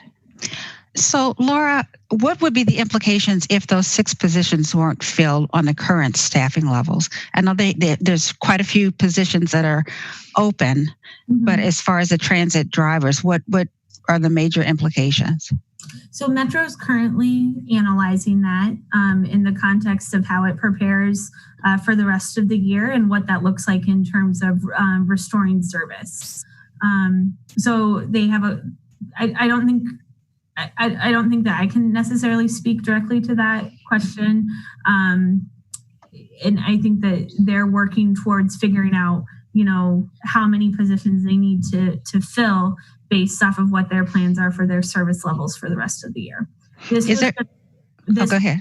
This was just the assumption that we factored into our first quarter analysis of what the plan was at that time. Okay. Is there anyone from Metro on the call? I think Crystal is still here. Crystal, I will unmute you if you're still with us. I am. So what would you think would be the major implication if those 6 positions weren't filled? We're as Laura mentioned, we're currently running several models, and tomorrow night's Transportation Commission meeting will start to talk a little bit about what our future looks like and what we want to do. What we do know is that we have had some turnover in our driver ranks. We have some individuals that are out from modified duty that aren't able to work with the public right now under the current circumstances. We also know that we'll have retirees as the year progresses and then at the beginning of next year. So we're aware that if we don't stay on top of hiring, even at lower levels, that we can quickly fall behind. So we wanted to be sure that that we were able to make that consideration depending on how these models go. Yeah. So in any of the models, are you guys looking at the potential continued downtrend of passenger, traffic, if you will, ridership? Well, what we're mostly considering is the need for social distancing and anticipating that that's going to continue. I don't want to get out in front of our discussion for tomorrow night, other than to say that there are so many variables right now that we really just need to look ahead. In June, we're hoping to have a better idea once the stay-at-home orders are clear, if they're extended, if they're not. There's just so many variables. I wish I could be more specific. Yeah. And so, Alder Moreland, I'll just add on to what Crystal's saying is that, any decision about hiring or filling any of those vacant positions would be based off of what is planned for by the Transportation Commission in terms of service levels, and the staffing is really going to need to follow the service levels. Otherwise, we will still see those costs, but they'll be in overtime instead of through straight time wages by filling the vacant spots. So what's the time period of getting someone up to speed to be able to drive a bus? I mean, are you looking for people that have done this in other markets, or is there a 6-month training period? What's the ramp up to get any new bus drivers prepared? So the hiring process itself can take 2 to 3 months, and then the training process another 12 weeks. We've just gone through a period of trying to finish our last trainees with social distancing. Was an additional challenge that extended the training period by 3 weeks. So it takes a considerable amount of time to get someone through the hiring process and then through training. Okay. So in the assumptions, Laura, did we look at it from a proration? Like, are we looking at it from August through the end of the year, September through the end of the year? That's how these work. Oh, okay, but what's that date that 6 positions being filled? How does that factor into what the projected deficit would be? I don't know that. Okay. I'm sorry, I don't have all these dollar amounts memorized. But I can share that. I can follow up with that figure. Okay, because what I was getting at is, given the time frame it takes to go through the hiring process and the training process, and the fact that we're halfway through May now, we would at the very least be looking at August, September. So it's just it's important to understand that Metro has still been planning. I think based off of decisions that are made in the coming weeks regarding their service levels, that will help inform what they will do with the final hiring decisions regarding all of their vacant positions. And it's important to keep in mind that while these assumptions say that they're going to fill 6, they have 53 vacant. Okay. Thank Crystal, it's my recollection that when this all started and you went down to the Saturday plus service levels, that even then you were having trouble filling your shifts because you don't have enough drivers. Is that still going on? Yeah, in January we were having tremendous difficulty filling shifts. We had just finished a 1 year, not finished, but nearly finished a 1 year staffing study that finance department assisted us with. And analyzing the staffing levels. We also just last fall began hiring directly to full-time for operator positions, which was the first time in 22 years we had offered that, trying to improve our turnover for first-year employees. And we do still have, 12 operators that are candidates that we've interviewed. We haven't offered them positions yet because we're still analyzing our current position. So while the staffing model will drive how many positions you seek to fill, it's also true that the number of drivers that you have drives the level of service that you're able to provide. Yeah. Yep. Thank you. Alder Moreland, do you have other questions? All right. Thank you. Alder Carter. Yes, thank you.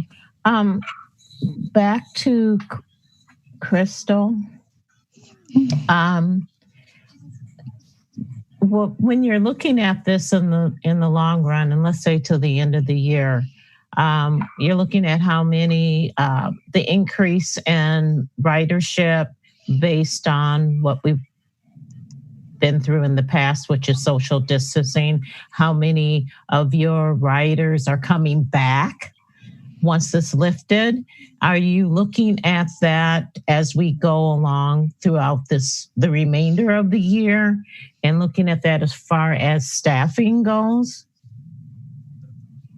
Or hiring, I should say. I'm sorry. First, we're just given that the ridership is low right now. Yeah. In the last week or two, we've noticed more activity around town. I don't know if you have also, but we've noticed it.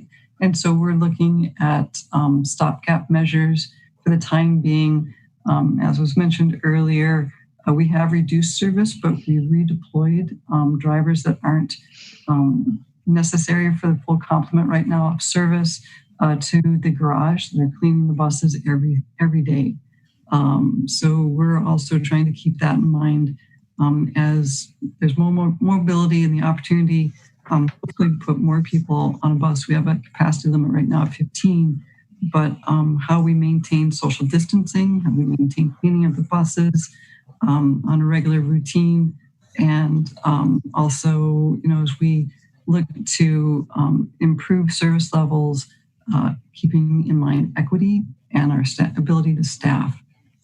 So there's a lot of moving pieces. Yes, we are looking at it all. Thank you.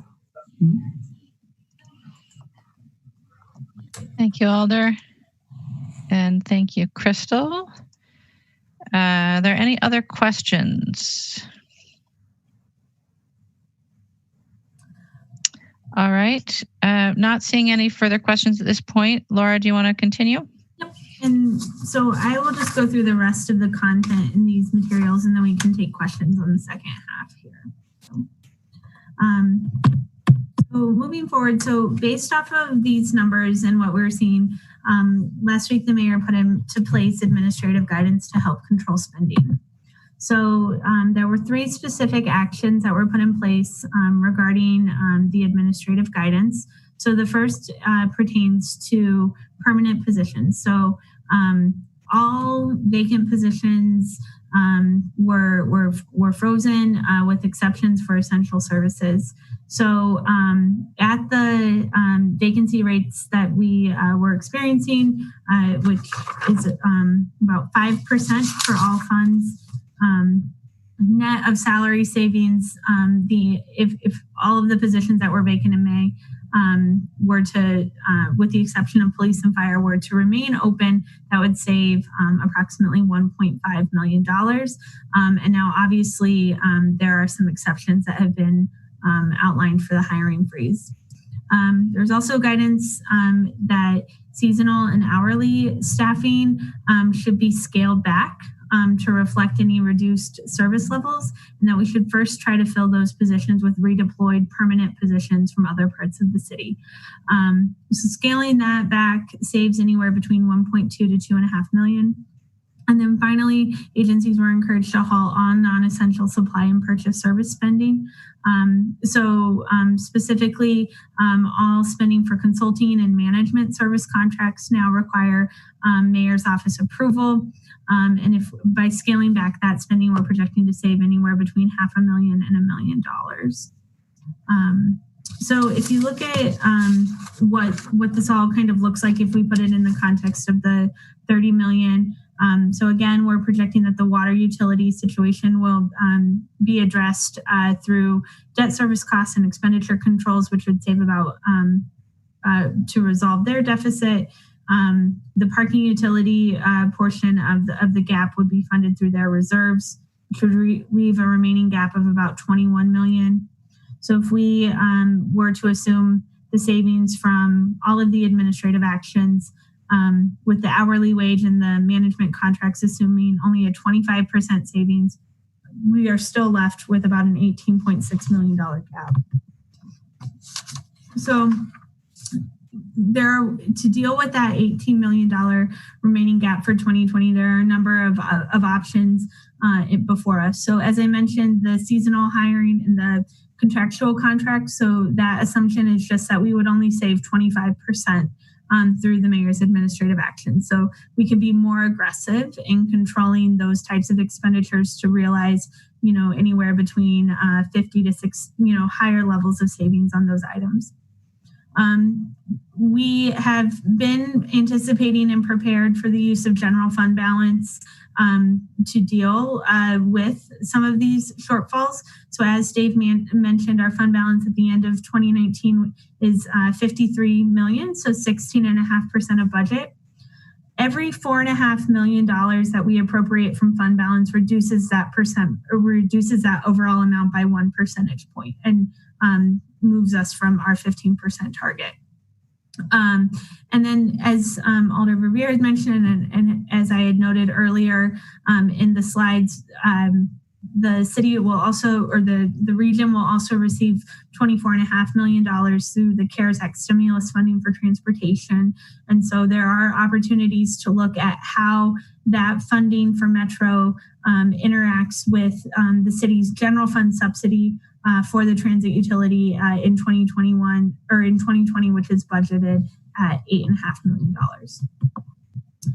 So that leaves us to the last additional savings option, which is some sort of furlough program around our employees.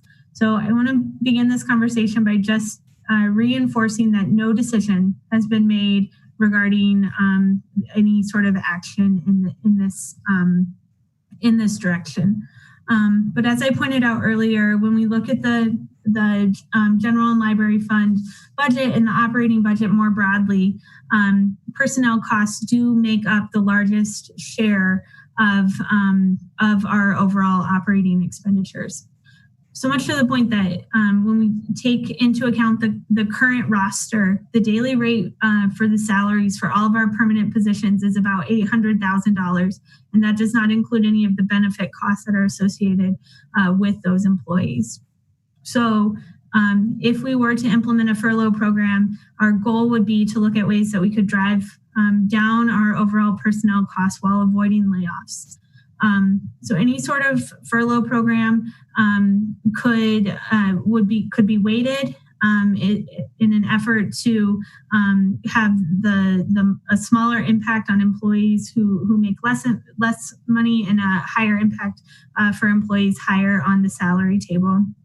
So if we were to do a furlough program that is 4 to 6 days, depending upon wages, that saves about $4 million. And if the furlough program were to be 5 to 7 days, that saves closer to $5 million.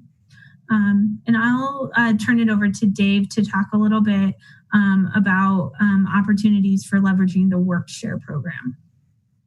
Thanks, Laura. You may have heard about this program that is operated through the state's Department of Workforce Development.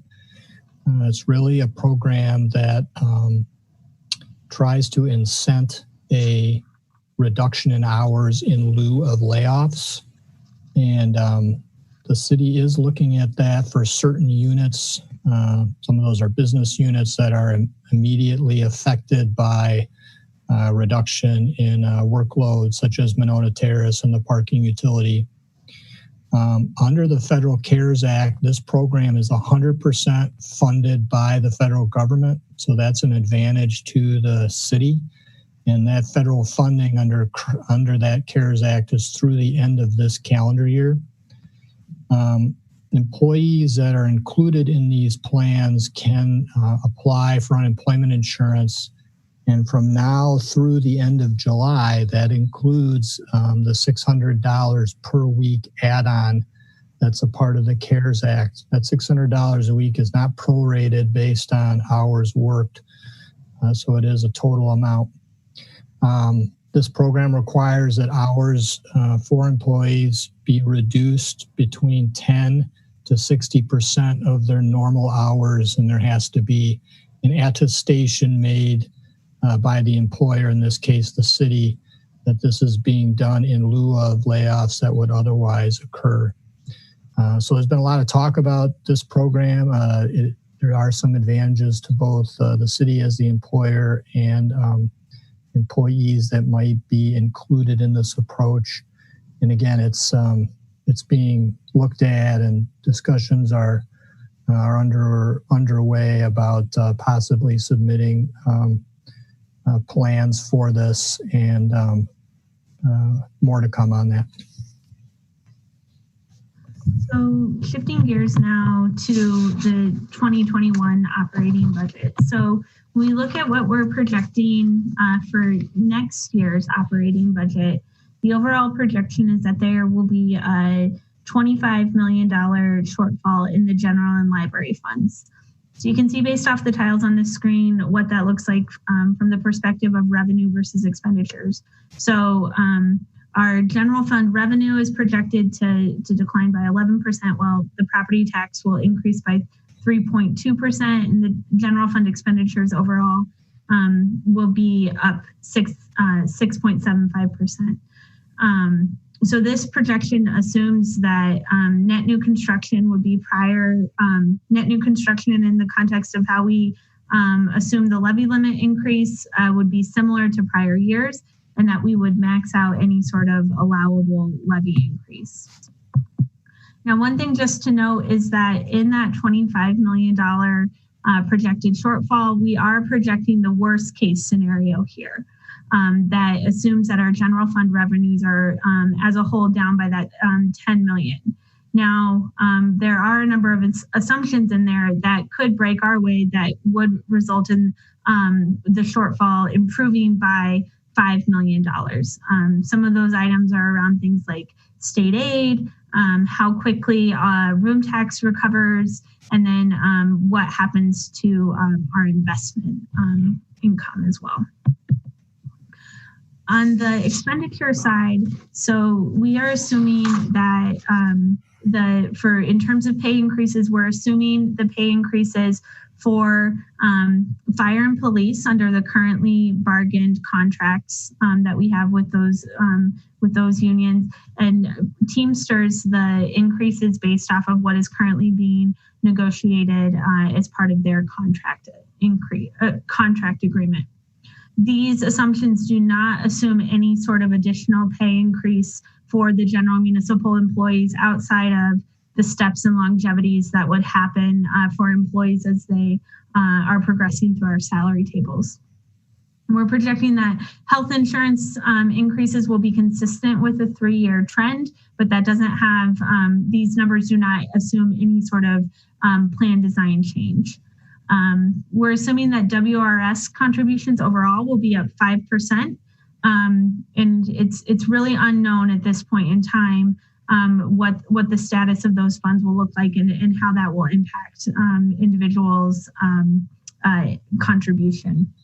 In regards to non-personnel adjustments, so the Nakusa Trail Fleet Facility will be completed this fall. And so starting in 2021, we'll have to begin both paying depreciation on that facility as well as the debt service.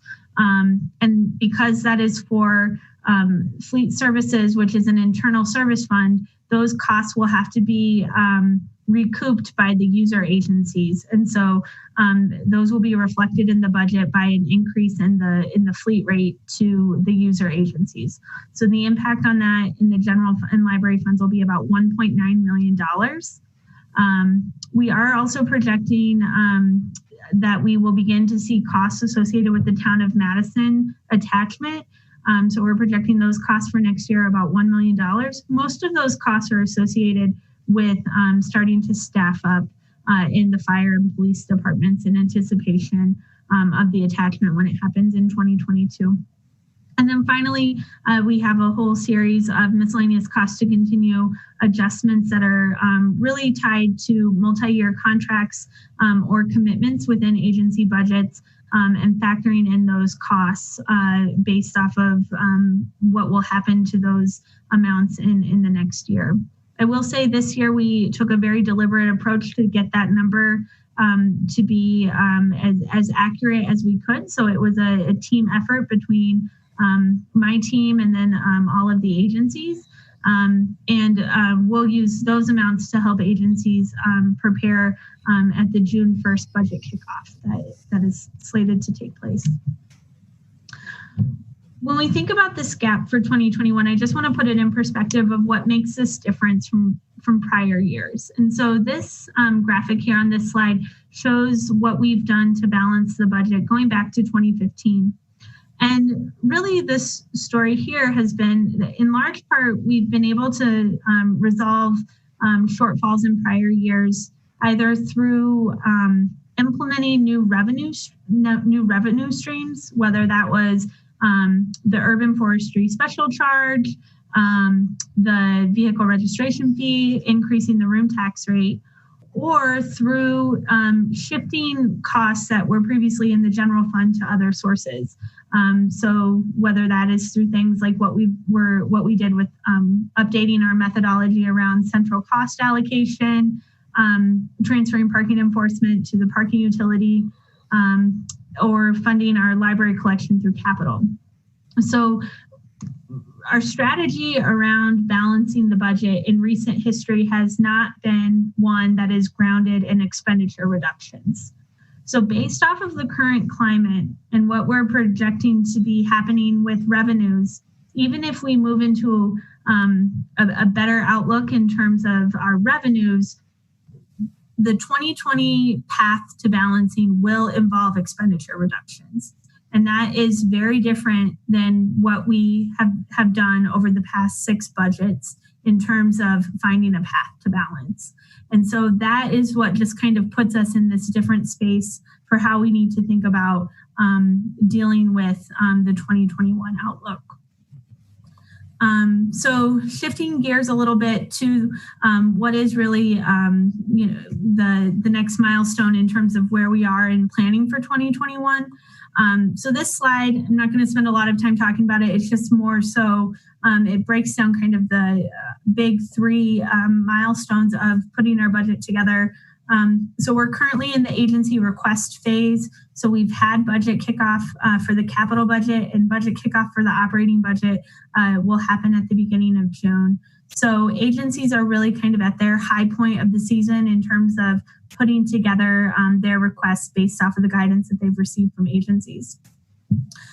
We'll receive those requests back in and work with the mayor's office on developing the executive budget through the latter half of June and through really into early September, which is then when you all will begin to review the executive budget as it is introduced at council, referred to finance, and then there is the opportunity for amendments.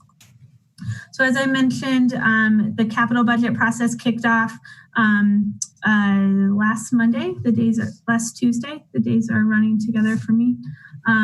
So this slide here shows the guidance that was provided to agencies regarding the capital budget. So agencies were encouraged to find ways to drive down their overall capital spending. They are being asked to provide a prioritized list of their capital projects and explain how that prioritization was determined. Agencies were encouraged to, wherever possible, try to stick to the out years of the 2020 capital improvement plan. Agencies are allowed to bring forward requests for new projects, but they need to be conceptualized to the point that they can complete a full proposal. As you all remember, last year's budget was the first year of us utilizing the Horizon List tool to create a space for where agencies could talk about potential new capital investment, but not necessarily have dollars programmed for it in the CIP. So for those projects that are more fully conceptualized, agencies can bring forth proposals for those items. And agencies are also allowed to continue to account for construction cost increases later in the CIP. And then the next phase for agencies will be the operating budget kickoff, which is scheduled for June 1st, so just about 3 weeks away. Agencies will have 5 weeks to work on their requests, so those will be due back to us on July 10th. The proposal process will look very similar to prior years, where agencies will submit service level budget submissions. We're anticipating that the reduction in percentage targets will be much higher than prior years based off the information I just shared. And we'll have additional information about what that guidance looked like and what was asked of agencies for the operating budget at our next Finance Committee meeting, which is scheduled for June 8th. So now we can take any questions on the second set of materials that were presented here. Thank you, Laura. Are there any questions?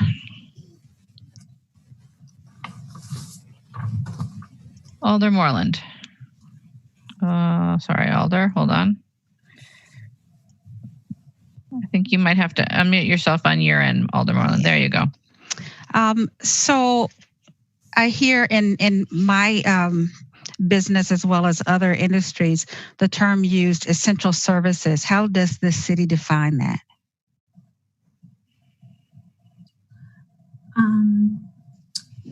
So I can answer that one, Laura.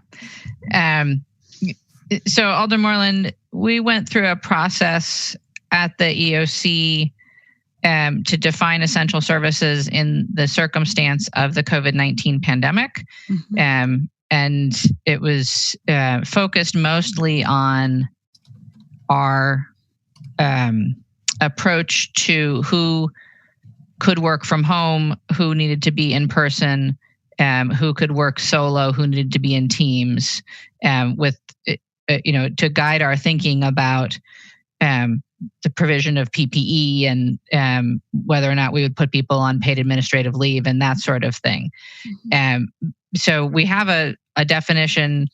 I wouldn't say it's a definition. I'd say we have a series of categories of types of work that have been essential in this particular time. But that doesn't speak to what essential services are for our community. And I think that the only real way to answer that question is that it's up to us as elected officials and policymakers to decide what services we believe are essential. Okay. And that could change. I mean, depending on what the circumstances are, the people that are under that essential services umbrella could change. It doesn't have to be the same. I mean, I would expect the police and fire would always be essential. Are you referring to in terms of the hiring freeze? Yes. I think that what we consider essential is relative to our circumstance, both in terms of our financial circumstance, but also our, the world around us. For example, right now, I think we would all argue that all of our public health staff are much more essential than we might have considered them in other times. Exactly. And I may have missed this, and if I did, I apologize. So when we're talking about the 18 million shortfall, and this is after the projected, this is, I don't know which slide that is, the first quarter outlook after administrative actions. Yes, that one. So the slide after that talks about the possible savings from a furlough program. And I can see clearly how it could benefit both the city and the employee. But we're still only talking $4 million, $5 million, or is $4 million for that 4 to 6 day period, and each additional 4 to 6 day period, it's an additional $4 million. Yeah, so if a furlough program were to be implemented to deal with the projected shortfall for this year, we would also be having to deploy some of these options. So we would also be having, assuming that we're only going to cut the seasonal hiring and consulting contracts by 25% is really conservative. Hopefully with the mayor's guidance, we'll be able to realize higher level of savings from those items so we can be closer to the higher end of those ranges. But then that is where we also will look at, where appropriate, utilizing general fund balance, and then also how the general fund subsidy is for Metro Transit is impacted based off of the stimulus funding that they are slated to receive. So that's money we can leverage for each of the funds. Yep. Okay. Yep. Okay. No, I just want to clarify. So the CARES Act stimulus funding for Metro has to be used for transfer. For transfer. That means that's fewer dollars that would come from the city's general funds to Metro. Exactly. Okay. So the Town of Madison attachment costs, I know that that's underway, of $1 million. And in the grand scheme of the deficit, that's not a huge number. But has there been consideration to delay that for a time? So the projected costs are based off of an exercise that we did with the agencies in the fourth quarter of last year to begin to prepare for the attachment, which is slated to happen in the fourth quarter of 2022. So the $1 million assumes the information that the agencies provided for us in that initial analysis of attachment costs. So we're not locked in to any of those costs. Those are dials of things that we can re-examine as part of the strategy for how we might balance the 2021 budget. But in the numbers that we're presenting to you here, we would proceed with implementing all of what the agencies have indicated are necessary expenditures to prepare for the attachment. Okay. And my last question is, in the projected deficits and how the different strategies that you're thinking about using to address that, have each of the individual agencies gone through their current budget to try to cut some things out? I know the personnel is the highest cost. Personnel and real estate are always the highest cost of anything. Mm-hmm. But have they gone through that exercise to say, we really don't need this? Or we can put this project off for 2 or 3 years, whatever the case may be? Yeah, so in regards to operating expenditures, through the mayor's guidance, that's what we're asking agencies to do, is to really halt all non-essential activities. Okay. And to defer any, to hold off on those things. I think we'll get more. There's going to be more of those types of questions that are going to be part of how we solicit the 2021 operating request from agencies. Okay. Thank you. Mm-hmm. Thank you, Alder. Alder Verveer. Thank you, Mayor. Again, I ask everyone's indulgence because I do have several questions. I'd like to start with going in the order of the slides as I did previously, if I could, please, Laura and colleagues. So the first slide that you had in your second round of presentation, Laura, was, of course, the administrative actions. Mm-hmm. And under administrative actions, and I appreciate Alderperson Moreland's questioning, so I won't try to repeat anything that she had already asked and has been answered. But you might recall that at our last Finance Committee meeting, I had asked for a discussion or at least somewhat of a mini briefing on how we've redeployed some city staff.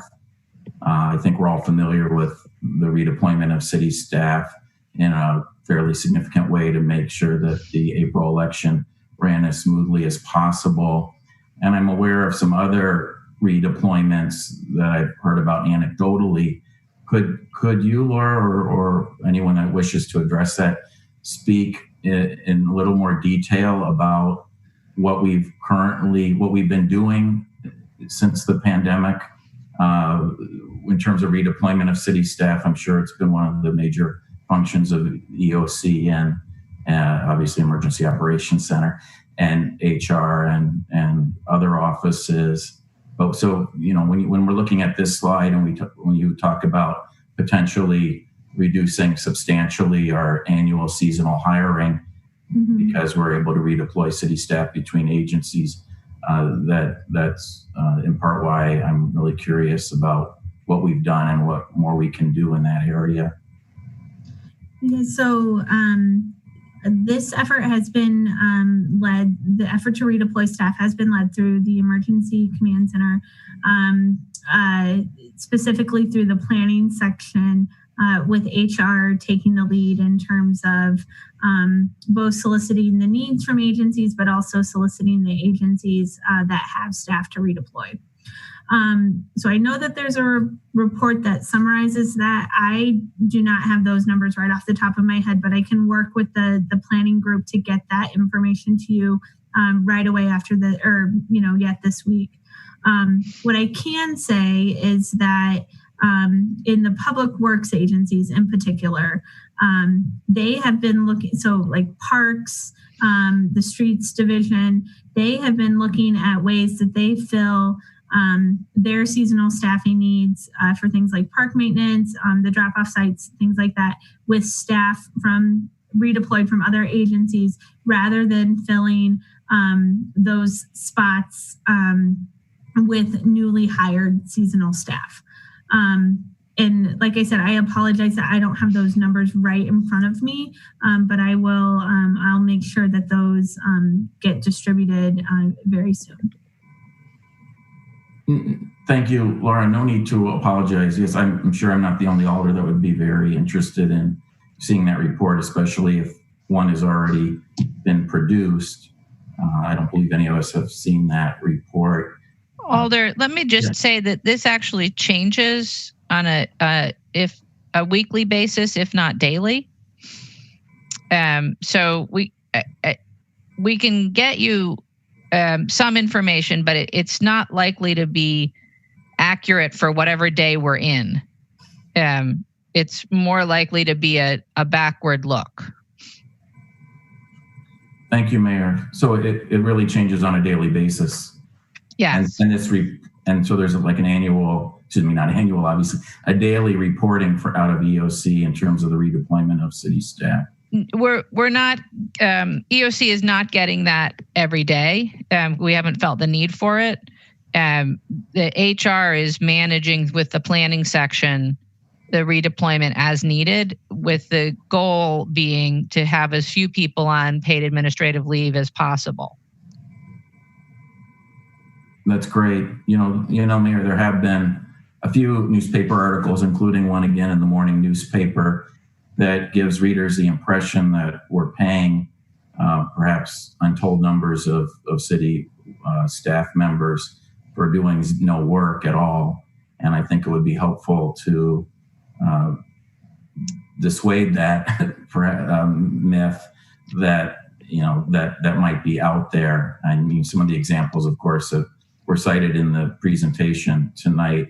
When we get to a conversation about work share program in a minute, but Monona Terrace and the parking utility cashiers and library staff, police crossing guards, parking enforcement officers are among some of those examples.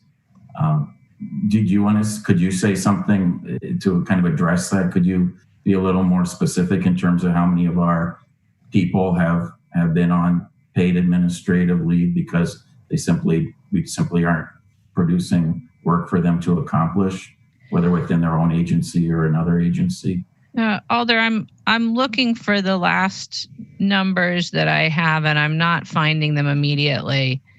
But I can tell you that the numbers are very small in comparison to our overall workforce. So I think, and Laura, stop me if I go wrong, but I think I had the last report I saw that it was between 50 and 100, and the majority of those are crossing guards. Are the crossing guards? Yeah. So in payroll 9, there were out of approximately 2,900 current employees, there were 137 that had received at least 1 hour of paid administrative leave. And the average use, and the biggest share of that, 65 of those employees were crossing guards. I see. Thank you. That's very helpful.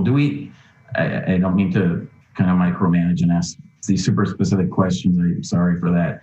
But have any of the school crossing guards been offered to be redeployed to work elsewhere? I am not aware of that, but I'll work with my colleagues in the planning section tomorrow to get a current synopsis that we can share. I appreciate that. I'm sure I'm by no means the only alder that has received complaints or at least questions from constituents wondering why there's some level of city service that has had to be compromised as a result of the pandemic. I think everybody in the community is very, very understanding, but to give you a couple of quick examples where maybe further redeployment of city staff might be helpful is I've received complaints about the yard waste, the drop-off sites, I should say, the streets division drop-off sites. Well, obviously it's wonderful that they were reopened a few weeks ago, but the fact that they offer no evening hours anymore and they close at 3 o'clock during the week and 4 o'clock on Saturdays has been one criticism. And so if there are employees that are available on paid administrative leave, otherwise that could help staff those sites with streets division employees so that there's more hours available into the evening. That's one example. Another example are a myriad of park amenities where the superintendent and I have had conversations where he says, well, the parking enforcement officers are helping us with the new monitoring program in parks, which has been, very valuable. The PEOs working with park rangers to educate and monitor parks. But there are some park amenities that constituents have made the argument that social distancing would be the norm if they could be reopened. And so if there are, for example, other city employees that could help with this monitoring program in parks to allow perhaps some amenities to reopen to enforce and educate proper social distancing, that's just another, I think, reason why we should, very much try to work to redeploy any of our employees that aren't having work offered to them on a regular basis. And obviously that goes to the issue too of potential furloughs. Before I get to furloughs, Alder, yes. Let me just say that the majority of services that have been cut back is not about not having staff. It's about not having a way to do it safely. And so the problem has not been a lack of staff to redeploy. And it's on the opposite side. We don't have that many departments asking for redeployed staff. There are more staff available than there are opportunities to put them into. So I appreciate what you're saying, and we can certainly look at those specific examples. But in general, the reason for cutbacks in services is not about a lack of staffing. It's about an inability to provide the service in a way that is either safe for our employees or is safe for the public. I understand. Or both. Thank you. I understand. Then moving on to the bottom of this slide, if I could, in terms of management and service contracts, which seem to me to be a potential savings, as I think was illustrated in the next slide after this one, that we could be either moderately aggressive or fairly aggressive in terms of management and service contracts. Could you speak, and again, Mayor, certainly welcome your comments at any time, but could you, Laura, Dave, or Mayor, speak more as to some of the examples of purchase services, management, and service contracts that perhaps we've already made the decision to not move forward with under this administrative action, or examples that are likely to be used? So in particular, these are two categories of spending within the broader category of purchase services. And so to operationalize the administrative guidance, I've been working closely with the mayor's team to develop tools that agencies can use to identify the items within these categories of spending that meet the exception criteria and need to proceed for some reason. So to date, since we've put these actions in place, I don't believe that there's been any contract per se that has been that's been canceled.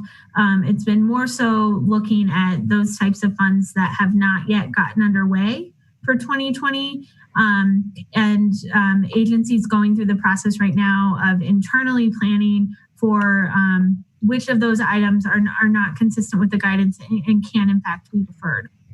So I think we'll have a much better sense of an answer to your question as we get further down the path of implementing the actions. And then just in terms of how these items are being operationalized, is there are exception forms for each different category of the actions where agencies can submit a request into the mayor's office for approval under one of the exception categories. Those tools have not yet are in the process of being deployed yet this week for agencies to begin using.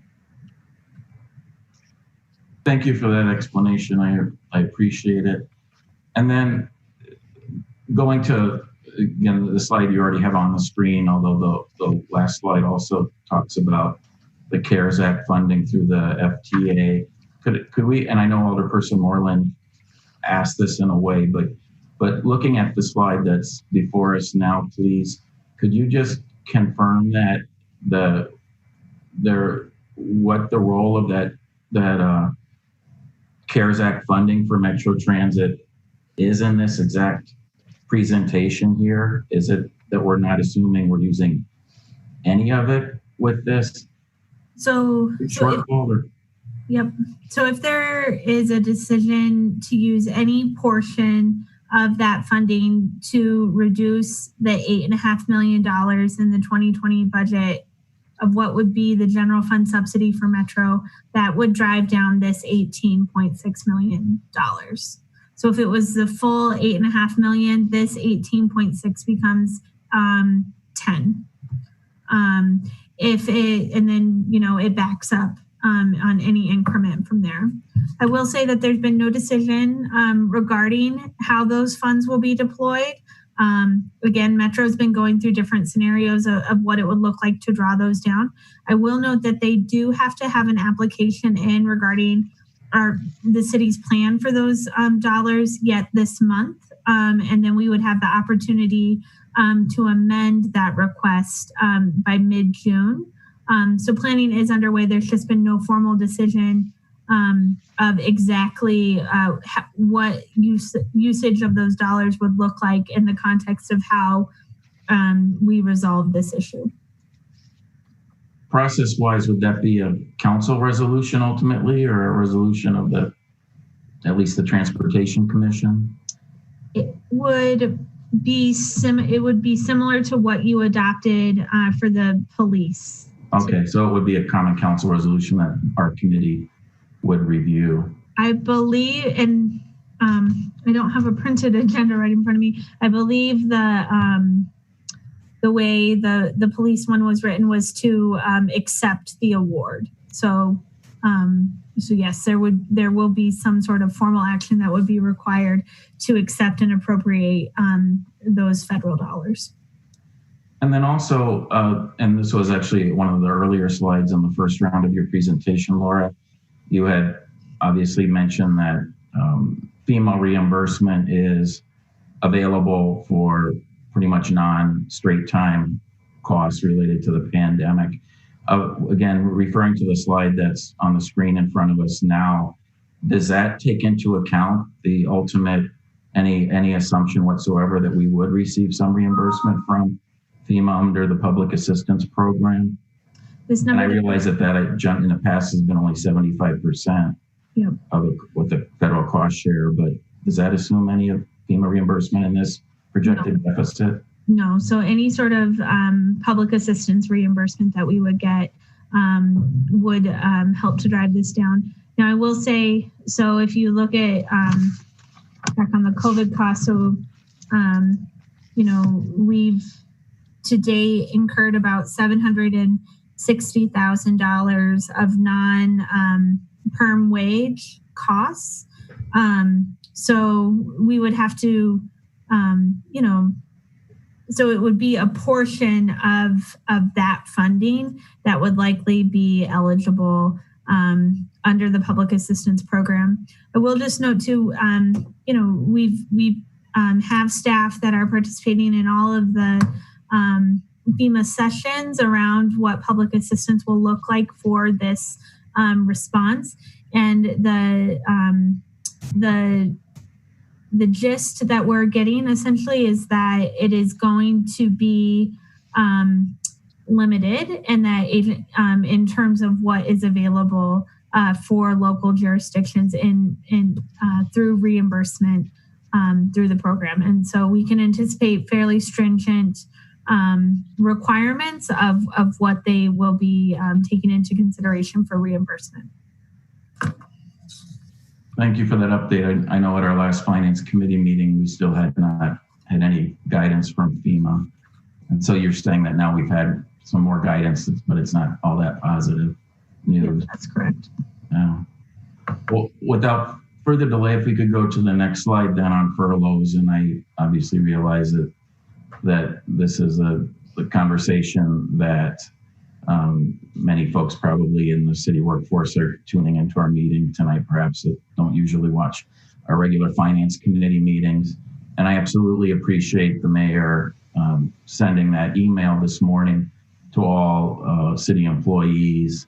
I think overall it was a comforting email in tone and substance, but of course the phrase related to potential furloughs is probably what has garnered the most attention there. The phrase targeted use of work share program and furloughs.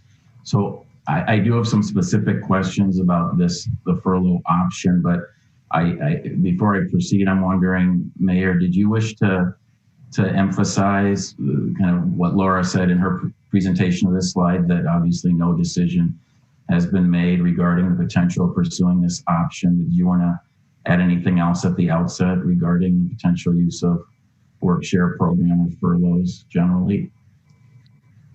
Alder, I don't know that there's a whole lot more to say than that we are looking very hard at both the work share program and how it could benefit us, and at a more general furlough option. I think this relates very much to the conversation we just had about folks on paid administrative leave and the prospect for redeploying people.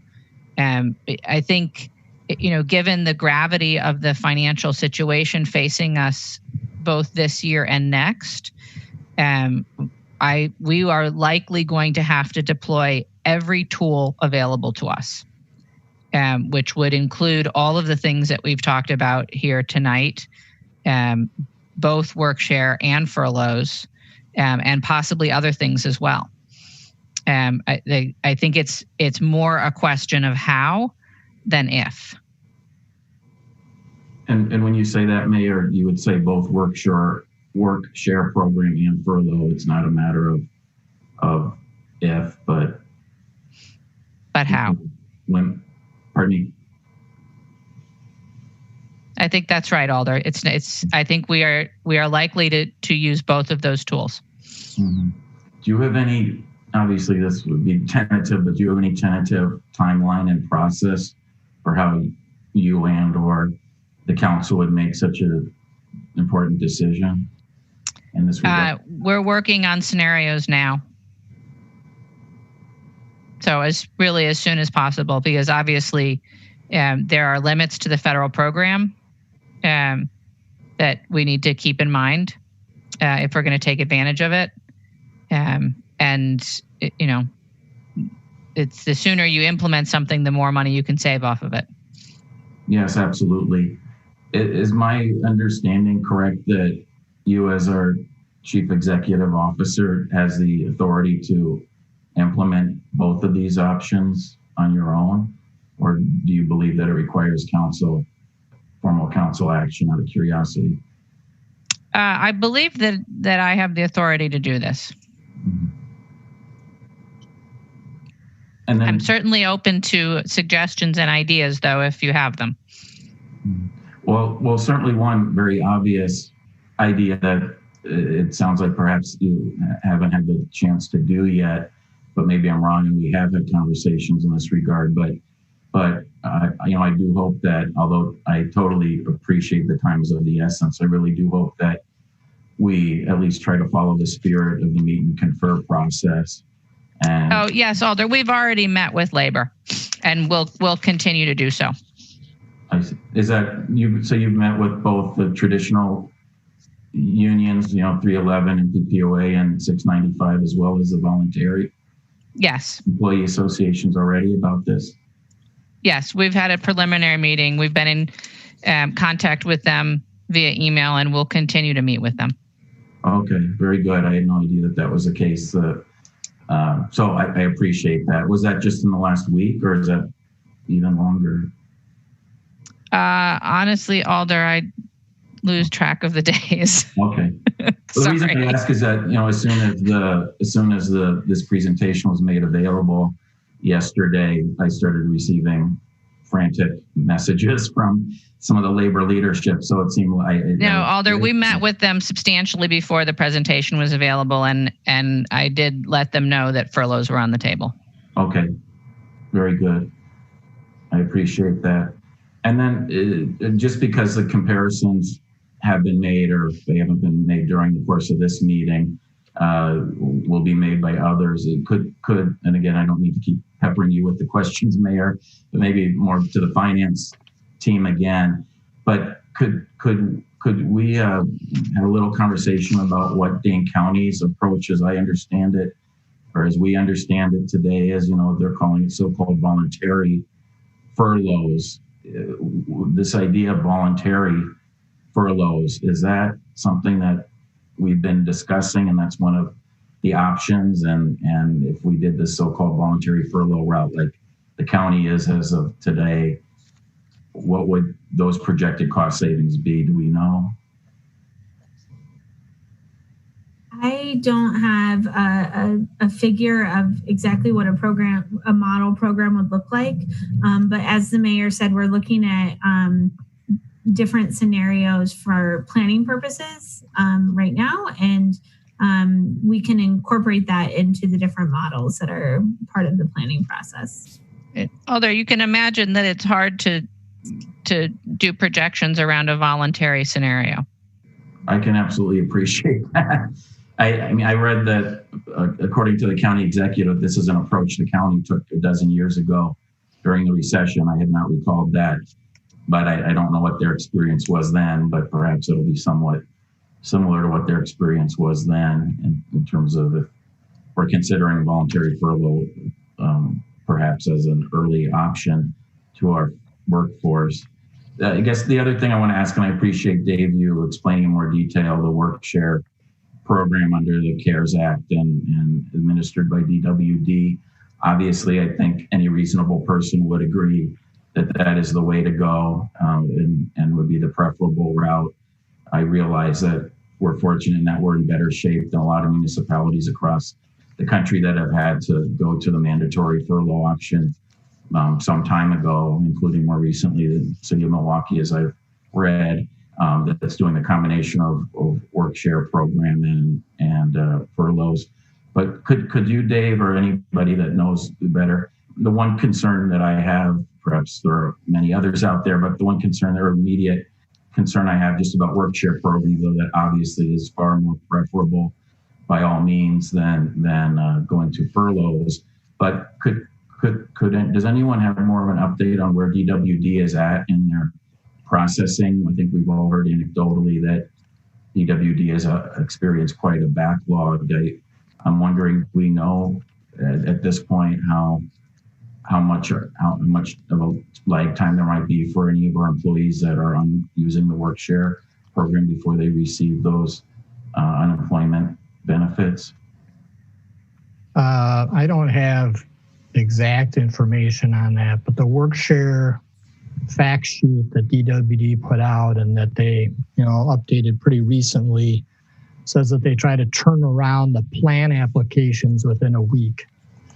That may take a little longer, depending on what their workload is. I think compared to many other states, DWD and UI, I think are turning around those claim applications relatively quickly. Maybe within 2 to 3 weeks or so.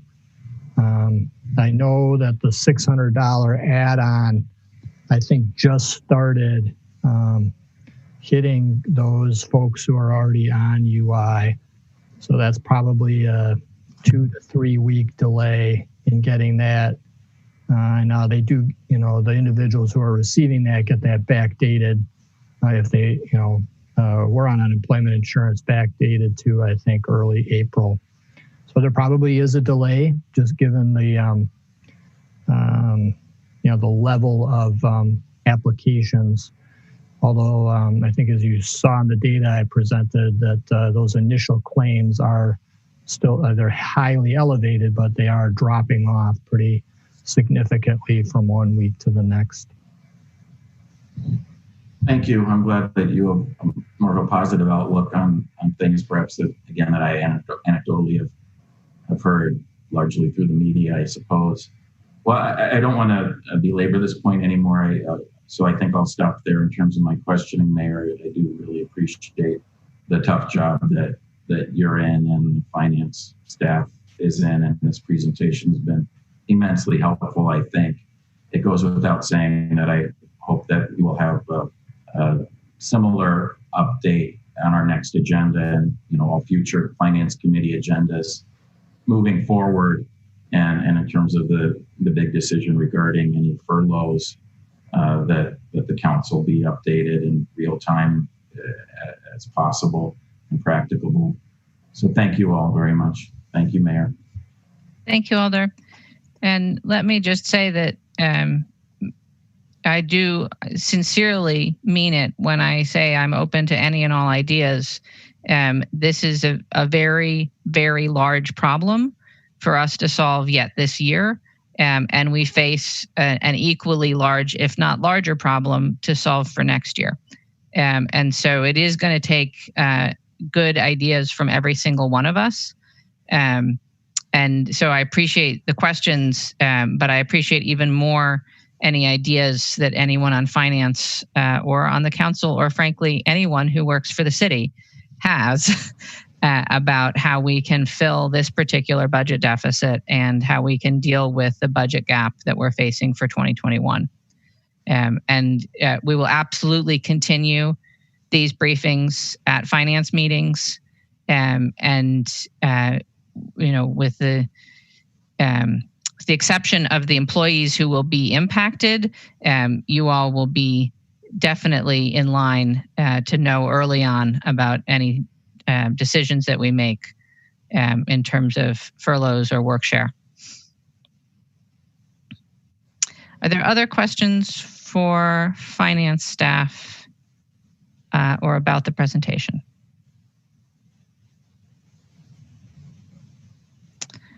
All right. Seeing no questions, thank you, Laura and Dave, for that. Not a cheerful presentation, but an important one. And I will turn to Alder Moreland for a motion. I move to adjourn. Thank you, Alder. Alder Carter? Second. It's been moved and seconded to adjourn. Is there any objection to... Attorney May wishes to advise us on something. I just wish to say this is my last Finance Council meeting, so I want to thank you for all the fun we've had over the years. I don't think the number of meetings of the Finance Council will add up to the 380 some Common Council meetings, but I'm certainly sure it's in the neighborhood of 350. So thank you all, and good luck with the issues that you've got in front of you, both for this year and next year. You Thanks. look much too happy. Much too happy. Much too happy. Thank you, Attorney May. Virtual round of applause. Thank you. All right. So it's been moved and seconded. Is there any objection to recording unanimous vote in favor of adjournment? Seeing no objection, we are adjourned. Thank you all. Thank you. Good night.